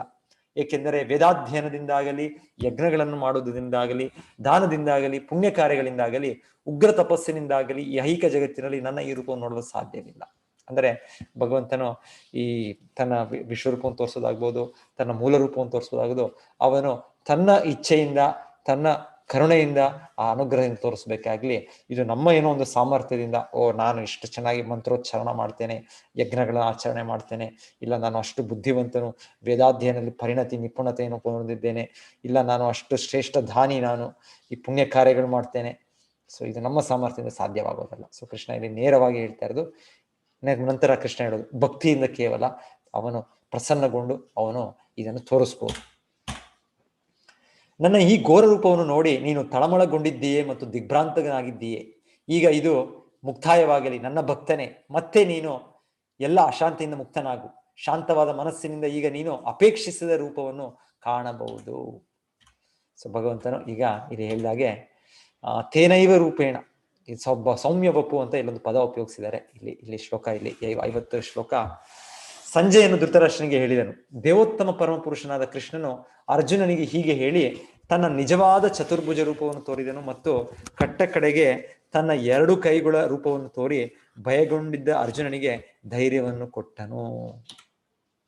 ಹೀಗೆ ಕೃಷ್ಣನನ್ನು ಅವನ ಮೂಲ ರೂಪದಲ್ಲಿ ಅರ್ಜುನನು ಕಂಡಾಗ ಹೀಗೆಂದನು, ಹೇ ಜನಾರ್ದನ, ಇಷ್ಟೊಂದು ಸುಂದರವಾದ ಮಾನವ ಸದೃಶ ರೂಪವನ್ನು ಕಂಡು ನನ್ನ ಮನಸ್ಸು ಸಮಾಧಾನವಾಗಿದೆ, ನನ್ನ ಸಹಜ ಸ್ವಭಾವವು ಹಿಂದಿರುಗಿದೆ. ಸೊ ಇಲ್ಲಿ ಅರ್ಜುನನಿಗೆ ಮತ್ತೆ ಮನಸ್ಥಿತಿ ಶಾಂತಸವಾಗಿ ಆಯಿತು. ಕೃಷ್ಣನ ಮತ್ತೆ ವಿಶ್ವರೂಪವನ್ನು ತೋರಿಸಿದ್ದು ಅಷ್ಟು ಶಕ್ತಿಯ ಪ್ರದರ್ಶನ, ಎಲ್ಲ ವಿನಾಶ ಮಾಡುವ ರೀತಿಯಲ್ಲಿ. ಸೊ ಇದೆಲ್ಲ ತೋರಿಸಿದ್ಮೇಲೆ ಇವಾಗ ಒಂದು ಸುನಾಮಿನೇ ಇಲ್ಲಾಂದ್ರೆ ಇನ್ನೇನು ಸ್ಫೋಟ ಇದೆಲ್ಲ ಬರೋದು ನಾವು ನೋಡ್ತೀವಿ, ಎಷ್ಟು ವಿಚಿತ್ರ ಸನ್ನಿವೇಶಗಳು. ಸೊ ಆ ರೀತಿಯಲ್ಲಿ ವಿಶ್ವರೂಪವನ್ನು ನಾವು ಯಾರು ನೋಡ್ಲಿಕ್ಕೆ ಆಗಲ್ಲ, ಅದನ್ನ ಅಷ್ಟು ಹಾಗೆ. ಆದರೆ ಇದು ಭಗವಂತ ನಿರೂಪಿಸ್ತಾ ಇರೋದು ತಾನೇ ಪರಮೋನ್ನತನು, ತಾನು ದಿವ್ಯವಾದ ವ್ಯಕ್ತಿ ಅಂತ ತೋರಿಸ್ಲಿಕ್ಕೆ ಅರ್ಜುನಿಗೆ ತೋರಿಸಿತ್ತು ಈ ರೀತಿ. ಸೊ ಇನ್ನೊಂದು ಹೇಳ್ತಾರೆ, ಈ ರೀತಿ ಒಂದು ಭಗವಂತನ ಕೊಟ್ಟಿದ್ದೊಂದು ಕಂಡೀಷನ್ ಕೂಡ. ಯಾರಾದರೂ ಇವತ್ತು ನಾನು ದೇವರು, ನಾನು ದೇವರ ಅವತಾರ, ನಾನು ಭಗವಂತ ಅಂತ ಹೇಳೋರು ತುಂಬಾ ಜನ ಇದ್ದಾರೆ, ಒಂದೊಂದು ಊರಲ್ಲೂ ಒಂದೊಂದು ನಾಡಲ್ಲೂ ಇದ್ದಾರೆ.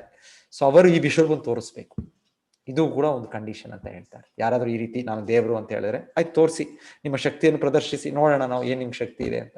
ಏನು ಶಕ್ತಿ ಇಲ್ಲ, ಸ್ವಲ್ಪ ಹಲ್ಲು ಇದು ನೋವು ಶುರು ಆದ್ರೆ ಡಾಕ್ಟರ್ ಹತ್ರ ಹೋಗ್ಬೇಕು ಅವರು. ಸೊ ಇವರು ದೇವರು ಅವತಾರ ಅಂತ ನಾವು ಅವ್ರನ್ನ ಒಪ್ಕೊಳ್ತೇವೆ. ಇಲ್ಲ, ಈ ರೀತಿ ದೇವರನ್ನ ಸೃಷ್ಟಿ ಮಾಡೋದು ಅವರು ಇವರು ಅಂತಲ್ಲ. ದೇವರು ಅಂದ್ರೆ ಅಪರಿಮಿತ ಶಕ್ತಿ, ಅವನು ದೇವಾದಿದೇವ, ಎಲ್ಲದಕ್ಕೂ ಮೂಲ. ಈ ರೀತಿ ನಾವು ಅರ್ಥ ಮಾಡ್ಕೊಳ್ಬೇಕು. ವೇದ ಪ್ರಮಾಣದಿಂದ ಆಚಾರ್ಯರು ಶುದ್ಧ ಭಕ್ತರು ಹೇಳೋ ರೀತಿಯಲ್ಲಿ ನಾವು ತಿಳ್ಕೊಳ್ಬೇಕು ಏನು ದೇವರು, ಏನು ಭಗವಂತನು ಅನ್ನೋದು. ಒಮ್ಮೆ ಯಾವುದೋ ಹೇಳ್ತಾರೆ, ಯಾರೋ ಅವತಾರ, ನಾನು ಅವತಾರ ಅಂತ ಹೇಳಿದವರು ಅವರ ಒಂದು ಅನುಯಾಯಿಗಳಿಗೆ ಅವ್ರು ಹೇಳಿದ್ದು, ನಾಳೆ ನಾನು ವಿಶ್ವರೂಪವನ್ನು ತೋರಿಸ್ತೇನೆ ಅಂತ ಹೇಳಿದ್ದು ಒಂದು ಸಂಗತಿ ಇದೆ. ಯಾವುದೋ ನಾನು ಅವರ ಹೆಸರು ಹೇಳಕ್ ಇಚ್ಛಿಸೋದಿಲ್ಲ. ನಂತರ ನೆಕ್ಸ್ಟ್ ಡೇ ಅವ್ರು ತೋರಿಸ್ಲಿಲ್ಲ. ಯಾಕೆ ಅಂತ ಕೇಳಿದ್ರೆ, ಇವತ್ತು ಮೋಡಗಳು ಬಂದ್ಬಿಟ್ಟಿದೆ, ಹಾಗಾಗಿ ಇವತ್ತು ಯಾರು ಏನು ಶಕ್ತಿ ಇಲ್ಲ ತೋರ್ಸಕ್ಕೆ, ಏನು ಮಾಡ್ಲಿಕ್ಕೆ, ಏನೋ ಒಂದು ಕಾರಣ ಹೇಳಿ ಏನೋ ಒಂದು ಅವ್ರನ್ನ ವಂಚನೆಗಾರರು, ವಂಚನೆ ಮಾಡೋರು, ಎಲ್ಲ ಚೀಟರ್ಸ್ ಅಂಡ್ ಚೀಟೆಡ್ ಅಂತ ಹೇಳ್ತಾರೆ. ಈ ರೀತಿಯಲ್ಲಿ ಸಮಾಜದಲ್ಲಿ ಎರಡು ಈ ರೀತಿಯ ಒಂದು ನಡೆಯುತ್ತೆ ವ್ಯವಹಾರ. ಅವರು ಅರ್ಹರು ವಂಚನ ಪಡೆಯೋದಕ್ಕೆ, ಇನ್ನೊಬ್ರು ಅದನ್ನ ಉಪಯೋಗಿಸ್ಕೊಂಡು ವಂಚನ ಮಾಡ್ತಾರೆ ಅಷ್ಟೇ. ಸೊ ಇದು ದೇವರು ಅಂದ್ರೆ ಏನು, ಪರಮ ಪುರುಷನಂದ್ರೆ ಏನು ಅಂತ ನಾವು ಭಗವದ್ಗೀತೆಯಿಂದ ನಾವಿಲ್ಲಿ ಸ್ಪಷ್ಟವಾಗಿ ತಿಳ್ಕೊಳ್ಬೇಕು ನಾವು. ಸೊ ಇಲ್ಲಿ ಕೃಷ್ಣ ಇಲ್ಲಿ ಹೇಳ್ತಾ ಇರೋದಿಲ್ಲಿ ಮುಖ್ಯವಾದ ಇಲ್ಲಿ ಈಗ 51ನೇ ಇದರಲ್ಲಿ, ದೃಷ್ಟ್ವೇದಂ ಮಾನುಷಂ ರೂಪಂ ತವ ಸೌಮ್ಯಂ ಜನಾರ್ದನ ಇದಾನಿಂ ಅಸ್ಮಿ ಸಂವೃತ್ತ ಸಚೇತ ಪ್ರಕೃತಿಂ ಗತ. ಕೃಷ್ಣ ಈಗ 52ನೇದಲ್ಲಿ ಹೇಳ್ತಾ ಇರೋದು, ಸುದುರ್ದರ್ಶಂ ಇದಂ ರೂಪಂ ದೃಷ್ಟವಾನ್ ಅಸಿ ಯನ್ಮಮ ದೇವಾಪಿ ಯಸ್ಯ ರೂಪಸ್ಯ ನಿತ್ಯಂ ದರ್ಶನ ಕಾಂಕ್ಷಿಣಃ. ದೇವೋತ್ತಮ ಪರಮಪುರುಷನು ಹೀಗೆಂದನು, ನನ್ನ ಪ್ರಿಯ ಅರ್ಜುನ, ಈಗ ನೀನು ಕಾಣುತ್ತಿರುವ ನನ್ನ ರೂಪವನ್ನು ಕಾಣುವುದು ಬಹು ಕಷ್ಟ. ದೇವತೆಗಳು ಸಹ ಪ್ರಿಯವಾದ ಈ ರೂಪವನ್ನು ಕಾಣುವ ಅವಕಾಶಕ್ಕಾಗಿ ಹಂಬಲಿಸುತ್ತಾರೆ. ಸೊ ಹೇಳ್ತಾರೆ, ಕೃಷ್ಣನ ವಿಶ್ವರೂಪ ನೋಡೋದು ಕಷ್ಟ ಇದೆ, ಆದರೆ ಸ್ವಲ್ಪ ಭಕ್ತಿ ಕಾರ್ಯಗಳನ್ನ ಸೇರಿಸ್ಕೊಂಡ್ರೆ, ನಮ್ಮ ಒಂದು ಯಜ್ಞಾಚರಣೆಗಳಿಂದ, ಒಂದು ವೇದಾಧ್ಯಯನಗಳಿಂದ, ಒಂದು ತೀವ್ರ ತಪಸ್ಸಿನಿಂದ ನೋಡ್ಬೋದೇನೋ ಅಂತೆ. ಆದರೆ ಈ ನಾರಾಯಣ ರೂಪ ನೋಡೋದು ಕಷ್ಟ, ಅಷ್ಟು ಸಾಧಾರಣವಾಗಿ ಕಾಣೋದಿಲ್ಲ. ಆದರೆ ಭಗವಂತನ ನಾರಾಯಣ ರೂಪದಲ್ಲಿ ಈ ದೇವತೆಗಳಿಗೆ ಒಮ್ಮೊಮ್ಮೆ ಅವರು ಕಷ್ಟದಲ್ಲಿ ಬಂದಾಗ ಅವರು ಹೋಗಿ ಒಂದು ಕಾಣೋ ಒಂದು ಸನ್ನಿವೇಶಗಳು ಕೇಳ್ತೇವೆ ನಾವು ವೇದ ಪುರಾಣಗಳಲ್ಲಿ. ಆದರೆ ಕೃಷ್ಣನ ರೂಪವನ್ನು ನೋಡೋದು ಇನ್ನೂ ಅತಿ ವಿರಳವಾದ. ಯಾಕಂದ್ರೆ ಶಾಸ್ತ್ರ ಹೇಳೋದು, ಕೃಷ್ಣನು ಯಾವಾಗ್ಲೂ ಕಾಣಿಸ್ಕೊಳ್ಳೋದಿಲ್ಲ. ಕೃಷ್ಣನು ಅವತರಿಸೋ ಸಮಯ ಅಂದ್ರೆ ಬ್ರಹ್ಮನ ಒಂದು ಸಮಯದಲ್ಲಿ, ಒಂದು ಬಾರಿ ಮಾತ್ರ. ಬ್ರಹ್ಮನ ಒಂದು ದಿವಸ ನಾವು ಕೇಳಿದ್ವಿ, 1000 ಮಹಾಯುಗಗಳು, ಯುಗ ಚಕ್ರಗಳು, ಕಲಿ, ಸತ್ಯ, ತ್ರೇತ, ದ್ವಾಪರ ಅನ್ನೋದು ನಡೆದ ಮೇಲೆ ಮತ್ತೆ ಬ್ರಹ್ಮನ ಹಗಲು, ಬ್ರಹ್ಮನ ರಾತ್ರಿ ನಡೀತಾ ಇರ್ತವೆ. ಹೀಗೆ ಯುಗ ಚಕ್ರಗಳು, ಪ್ರತಿ ಯುಗ ಚಕ್ರಗಳು ಕೆಲವು ಅವತಾರಗಳು ಬರ್ತವೆ ಭಗವಂತನ. ಅದೇ ಕೃಷ್ಣ ರೂಪದಲ್ಲಿ ಭಗವಂತನ ಬರೋದು ಬ್ರಹ್ಮನ ಒಂದು ದಿವಸದಲ್ಲಿ, ಅವನ 7ನೇ ಮನುವಿನ ಕಾಲದಲ್ಲಿ, 28ನೇ ಮಹಾಯುಗದಲ್ಲಿ ಮಾತ್ರ ಭಗವಂತನ ಬರುತ್ತೆ ಅಂತ ವೇದಗಳ ನಮ್ಮ ವೇದಶಾಸ್ತ್ರದಲ್ಲಿ ಪ್ರಮಾಣವಿದೆ. ಸೊ ಹಾಗಾಗಿ ಕೃಷ್ಣನ ನೋಡೋದು ಅಷ್ಟು ಸುಲಭ ಅಲ್ಲ. ಇದು ಬ್ರಹ್ಮದೇವರು ಕೂಡ ಅವ್ರು ಮೊದಲಿಗೆ ಭಗವಂತನ ಧ್ಯಾನ ಮಾಡಿದಾಗ ನಾರಾಯಣ ರೂಪವನ್ನು ನೋಡ್ತಾರೆ, ಮತ್ತೆ ಅದೇ ಭಗವಂತನ ಕೃಷ್ಣ ರೂಪವನ್ನು ನೋಡಿ ಬ್ರಹ್ಮ ಸಂಹಿತನ ರಚಿಸೋದು ನಾವು ಕೇಳ್ತೇವೆ ಅದು ಕೂಡ. ಸೊ ಈ ರೀತಿ ಕೃಷ್ಣ ರೂಪ ಇದು ಅಷ್ಟು ಸುಲಭ ಅಲ್ಲ ಇದು ನೋಡೋರು. ಇದು ಭಕ್ತ್ಯಾ ತು ಅನನ್ಯಯಾ ಶಕ್ಯ ಹಂ ಏವಂ ವಿದೋ ಅರ್ಜುನ ಘ್ರಾತುಂ ದ್ರಷ್ಟುಂ ಚ ತತ್ವೇನ ಪ್ರವೇಷ್ಟುಂ ಚ ಪರಂತಪ. ನನ್ನ ಪ್ರೀತಿಯ ಅರ್ಜುನನೇ, ಏಕಚಿತ್ತದ ಭಕ್ತಿ ಸೇವೆಯಿಂದ ಮಾತ್ರ ನಿನ್ನ ಮುಂದೆ ನಿಂತಿರುವ ನನ್ನನ್ನು ನಾನಿರುವಂತೆ ಅರ್ಥ ಮಾಡಿಕೊಳ್ಳಲು ಸಾಧ್ಯ. ಹೀಗೆ ಮಾತ್ರ ನನ್ನನ್ನು ನೇರವಾಗಿ ನೋಡಲು ಸಾಧ್ಯ. ಈ ರೀತಿಯಲ್ಲಿ ಮಾತ್ರ ನನ್ನನ್ನು ತಿಳಿಯಲು ರಹಸ್ಯಗಳನ್ನು ನೀನು ಪ್ರವೇಶಿಸಬಲ್ಲೆ. ಸೊ ಹಾಗೆ ಭಗವಂತನ ಭಕ್ತಿಯನ್ನು ನಾವು ತೊಡಗದೆ, ನಾವು ಕೇವಲ ಊಹಾಪೋಹದಲ್ಲಿ ನಮ್ಮ ಒಂದು ಶಕ್ತಿ ಸಾಮರ್ಥ್ಯದಿಂದ ಕೃಷ್ಣನನ್ನು ಭಗವಂತನ ಅರ್ಥ ಮಾಡ್ಕೊಳ್ಳಲು ಸಾಧ್ಯ ಇಲ್ಲ. ನಾವು ಭಗವಂತನಿಗೆ ಮೊದಲಿಗೆ ನಾವು ಅವನ ಭಕ್ತಿ ಸೇವೆಯನ್ನು ಶುರು ಮಾಡಬೇಕು. ಕಲಿಯುಗದಲ್ಲಿ ಶುರು ಮಾಡೋದಂದ್ರೆ ಅವನ ನಾಮದಿಂದ, ಹರೇ ಕೃಷ್ಣ ಕೃಷ್ಣ ಕೃಷ್ಣ ಹರೇ ಹರೇ, ಹರೇ ರಾಮ ರಾಮ ರಾಮ ಹರೇ. ಸೊ ಈ ರೀತಿಯಲ್ಲಿ ನಮ್ಮ ನಾಲಿಗೆಯಿಂದ ನಾವು ಪ್ರಾರಂಭಿಸಿ ಭಗವಂತನಿಗೆ ಭಕ್ತಿ ಸೇವೆಯಿಂದ ಆಮೇಲೆ ಒಂದೊಂದು ಇದನ್ನು ನಾವು ಅರ್ಥ ಮಾಡ್ಕೊಳ್ಳೋಕೆ ಸಾಧ್ಯವಾಗುತ್ತೆ ಭಗವಂತನ ಕೃಪೆಯಿಂದ. ಮತ್ ಕರ್ಮ ಕೃತ್ ಮತ್ ಪರಮೋ ಮದ್ಭಕ್ತ ಸಂಗವರ್ಜಿತ ನಿರ್ವೈರ ಸರ್ವಭೂತೇಶು ಯಹ ಸ ಮಾಮೇತಿ ಪಾಂಡವ. ಪ್ರಿಯ ಅರ್ಜುನ, ಕಾಮ್ಯ ಕರ್ಮದ ಮತ್ತು ಊಹಾತ್ಮಕ ಚಿಂತನೆಗಳ ಖಲದಿಂದ ಮುಕ್ತರಾಗಿ ಯಾರು ನನ್ನ ಪರಿಶುದ್ಧ ಭಕ್ತಿ ಸೇವೆಯಲ್ಲಿ ತೊಡಗಿರುವನೋ, ಯಾರು ನನಗಾಗಿ ಕರ್ಮಗಳನ್ನು ಮಾಡುವನೋ, ನನ್ನನ್ನು ತನ್ನ ಬದುಕಿನ ಪರಮ ಗುರಿಯನ್ನಾಗಿ ಮಾಡಿಕೊಳ್ಳುವನೋ ಮತ್ತು ಎಲ್ಲ ಜೀವಿಗಳ ಮಿತ್ರನೋ, ಅವನು ನಿಶ್ಚಯವಾಗಿಯೂ ನನ್ನಲ್ಲಿಗೆ ಬರುವನು. ಈ ಶ್ಲೋಕ ಕೂಡ ಒಂದು ರೀತಿಯಲ್ಲಿ ಗೀತೆಯ ಸಾರ ಅಂತ ಹೇಳೋದಿದೆ. ನಿನ್ನೆ ನಾವು 4 ಶತಶ್ಲೋಕಿ ಗೀತಾ ಅಂತ ಕೇಳಿದ್ವಿ. ಆ ರೀತಿಯಲ್ಲಿ ಈ ಶ್ಲೋಕವು ಕೂಡ ಒಂದು ರೀತಿಯಲ್ಲಿ ಕೃಷ್ಣನ ಹೇಳ್ತಿರೋದು. ಈ ರೀತಿಯಲ್ಲಿ ನಾವು ಎಲ್ಲವೂ ಸಂಪೂರ್ಣವಾಗಿ ಕೃಷ್ಣನಿಗೆ ಸಮರ್ಪಿಸಿ, ನಮ್ಮ ಮನಸ್ಸು, ನಮ್ಮ ಬುದ್ಧಿ, ನಮ್ಮ ಎಲ್ಲ ಚಟುವಟಿಕೆಗಳು ಅದನ್ನು ಕೃಷ್ಣನ ಸಂತೃಪ್ತಿಗೋಸ್ಕರ ನಾವು ಪ್ರಯತ್ನಿಸಿದಲ್ಲಿ ಕೃಷ್ಣ ಹೇಳ್ತಾರೆ, ಖಂಡಿತವಾಗಿ ಅವರು ನನ್ನ ಧಾಮಕ್ಕೆ ಬರ್ತಾರೆ. ಯಹಸ ಮಾಮೇತಿ ಪಾಂಡವ ನಿರ್ವೈರ ಸರ್ವಭೂತೇಶು. ಸೊ ಇದೆಲ್ಲ ಸೊ ನಾವು ಭಕ್ತಿಯನ್ನು ಮಾಡಬೇಕು ಅಂತ ಭಗವಂತನು ಇದನ್ನು ವಿಶ್ವರೂಪ ದರ್ಶನ ಅರ್ಜುನ ತೋರಿಸ್ತಾ ಇರೋದು. ಕೇವಲ ಹೇಳಿದ್ದಷ್ಟೇ ಅಲ್ಲ, ಭಗವದ್ಗೀತೆಯಲ್ಲಿ ನಾನು ಪರಮಪುರುಷ ಅಂತ ಕೃಷ್ಣ ತೋರಿಸಿದ್ದು ಕೂಡ. ಸೊ ಈ ಅಧ್ಯಾಯದ ಸಾರಾಂಶ, ಮೊದಲು 4 ಶ್ಲೋಕಗಳು ಅರ್ಜುನನು ತನ್ನ ಇಚ್ಛೆ ಅಪೇಕ್ಷೆಯನ್ನು ವ್ಯಕ್ತಪಡಿಸ್ತಾ ಇರೋದು. ನಂತರ ಮತ್ತೆ ವಿನಂತಿ, ಮತ್ತೆ ಭಗವಂತನು ವಿಶ್ವರೂಪವನ್ನು ಸಂಕ್ಷಿಪ್ತವಾದ ವಿವರಣೆ, ನಂತರ ಆ ದಿವ್ಯ ಚಕ್ಷುವನ್ನು ಕೊಟ್ಟದ್ದು, ಮತ್ತೆ ಅರ್ಜುನ ಹೇಗೆ ನೋಡಿದ್ರು ಅದನ್ನ ವಿವರಣೆ, ಮತ್ತೆ ಕೃಷ್ಣನ ಅರ್ಜುನನಿಗೆ ಸಮ ಉತ್ತರ ಏನಿದು ಕಾಲರೂಪ, ಇದೇನಿದು ಎಲ್ಲವನ್ನು ವಿನಾಶಕ ಮಾಡೋದು ಸ್ವರೂಪ. ಭೌತಿಕ ಜಗತ್ತಿಗೆ ಇದು ಕಾಲ ಅನ್ನೋದಿದೆ, ಆಧ್ಯಾತ್ಮಿಕ ಜಗತ್ತಿನಲ್ಲಿ ಕಾಲದ ಪ್ರಭಾವ ಇಲ್ಲ. ಕಾಲದ ಪ್ರಭಾವ ಅಂದ್ರೆ ನಾಶ ಮಾಡೋ ಪ್ರಭಾವ, ಸಮಯ ಅನ್ನೋದಿದೆ. ಸೊ ಆ ರೀತಿಯಲ್ಲಿ ಇಲ್ಲಿ ಭೌತಿಕ ಜಗತ್ತು ಸಮಯ ಅಂದ್ರೆ ಎಲ್ಲವೂ ನಾಶವಾಗ್ಬಿಡುತ್ತೆ, ಯಾವುದು ಕೂಡ ಇಲ್ಲಿ ಇರೋದಂಥದ್ದಿಲ್ಲ. ಎಲ್ಲವೂ ಕೂಡ ದೊಡ್ಡ ದೊಡ್ಡ ರಾಜ್ಯಗಳು, ದೊಡ್ಡ ದೊಡ್ಡ ವ್ಯಕ್ತಿಗಳು, ದೊಡ್ಡ ದೊಡ್ಡ ಜನಾಂಗಗಳು ಎಲ್ಲ ಕೂಡ ನಾಶ ಆಗ್ಬಿಡುತ್ತೆ. ಇದು ಕಾಲ ಸ್ವರೂಪ ಅಂತ ಹೇಳೋದು. ಒಂದು ಫೋರ್ಸ್, ಇಂಪರ್ಸನಲ್ ಫೋರ್ಸ್, ಒಂದು ಅವ್ಯಕ್ತ ಒಂದು ಶಕ್ತಿ ಅಂತ ಹೇಳೋದು ಭಗವಂತ, ಒಂದು ಅವ್ಯಕ್ತ ಶಕ್ತಿ. ಸೊ ಒಂದು ರೀತಿಯಲ್ಲಿ ಹೇಳ್ತಾರೆ, ನಾವು ಭಗವಂತನ ಭಕ್ತಿಯ ಕಾರ್ಯಗಳು ಮಾಡಿದ್ರೆ ಅವನನ್ನು ಈಗ ನೋಡ್ಬೋದು ನಾವು ಅವನ ಭಕ್ತಿಯ ಕಾರ್ಯಗಳಿಂದ. ಆದರೆ ನಾವು ಅವನು ಇಲ್ಲ ಭಗವಂತನು ಅಂತ ಹೇಳ್ತಾ ಇದ್ರೆ ಮೃತ್ಯು ಸ್ವರೂಪವಾಗಿ ನೋಡ್ಬೇಕಾಗುತ್ತೆ. ಮೃತ್ಯು ಸ್ವರೂಪ ಅಂದ್ರೆ ನಮ್ಮದು ಅಂತ ಏನು ನಮಗೊಂದು ಗರ್ವ ಅಹಂಕಾರ ಇರ್ಬೋದು, ನನ್ನದು ನಾನು ಅಂತ, ಅದೆಲ್ಲವೂ ಕೂಡ ಎಲ್ಲ 0 ಆಗುತ್ತೆ. ಮತ್ತೆ ನಾನು 0ಇಂದ ಶುರು ಮಾಡ್ಬೇಕಾಗುತ್ತೆ. ಸೊ ಅಲ್ಲಿಗೆ ಮುಗೀತು ಅಂತಲ್ಲ, ಮತ್ತೆ ನಾನು ಹುಟ್ಟಬೇಕಾಗತ್ತೆ, ಮತ್ತೆ 0ಇಂದ ಶುರು ಮಾಡಬೇಕು. ಸೊ ಈ ರೀತಿ ಭಗವಂತನು ಆ ರೀತಿಯಲ್ಲಾದ್ರೂ ವ್ಯಕ್ತ ಆಗ್ತಾನೆ, ಆ ರೀತಿಯಾದ್ರೂ ಎಲ್ಲವನ್ನು ತೆಗೆಯೋ ಒಂದು ರೀತಿಯಲ್ಲಿ. ಸೊ ಕೃಷ್ಣನು ನೋಡಲು ಶುದ್ಧ ಭಕ್ತಿ ಮಾಡಬೇಕು. ಸೊ ಈ ಅಧ್ಯಾಯದಲ್ಲಿ ಕೃಷ್ಣ ತೋರಿಸಿದಂಗೆ ಮೊದಲಿಗೆ ಅರ್ಜುನಿಗೆ ವಿಶ್ವರೂಪ, ನಂತರ ನಾರಾಯಣ ರೂಪ, ಕೊನೆಗೆ ತನ್ನ ಮೂಲ ರೂಪ ಕೃಷ್ಣ ರೂಪ. ಸೊ ಈ ರೀತಿಯಲ್ಲೂ ಕೂಡ ಹೇಳೋದು ಕೃಷ್ಣ ರೂಪ ಮೂಲ ರೂಪ, ಮತ್ತೆ ಈ ಬೇರೆ ರೂಪಗಳು ಅದು ನಾರಾಯಣನು ಕೃಷ್ಣನೇ ಆಗಿದ್ರು ಕೂಡ, ಆದ್ರೂ ಕೂಡ ಕೃಷ್ಣನು ಆದಿನಾರಾಯಣ ಅಂತ ಕರೆಯೋದು.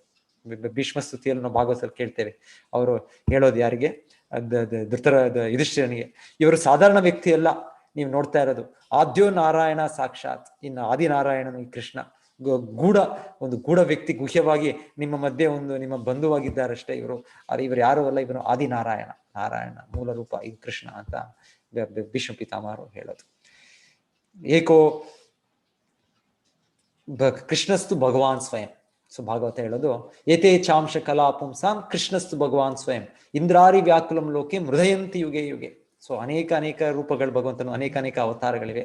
ಅದೇ ಕೃಷ್ಣನು ಎಲ್ಲ ರೂಪಗಳಿಗೆ ಮೂಲ ಅಂತ ಹೇಳೋದು. ಅದು ಗ್ರಾಮಾದಿಮೂರ್ತಿಷು ಕಲಾ ನಿಯಮೇನ ತಿಷ್ಟ ನಾನಾವತಾರ ಮಕರೋದ್ಭುವನೇಶು ಕಿಂತು ಕೃಷ್ಣ ಸ್ವಯಂ ಸಮಭವತ್ ಪರಮಪುಮಾನ್ಯೋ ಗೋವಿಂದಮಾದಿ ಪುರುಷಂ ತಮಹಂ ಭಜಾಮಿ.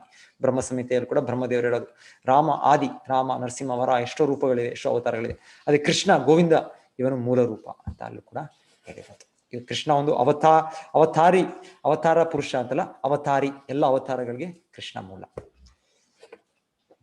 ಸೊ ಇದು ಸಾಧಾರಣವಾಗಿ ಇದು ಗೊತ್ತಿಲ್ಲ ನಮಗೆ ವಿಷಯ, ಆದರೆ ಆಚಾರ್ಯರು ಈ ರೀತಿ ಭಗವದ್ಗೀತೆ ಒಂದೊಂದು ಶ್ಲೋಕಗಳೇ ಅದನ್ನು ನಮಗೆ ತೆಗೆದಿಟ್ಟು ಅದನ್ನು ತಿಳಿಸ್ಕೊಡ್ತಾ ಇದ್ದಾರೆ.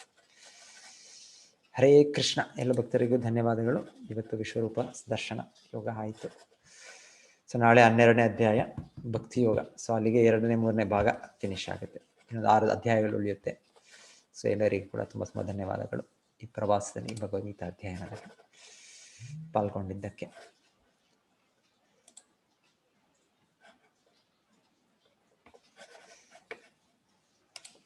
ಯಾರಿಗಾದರೂ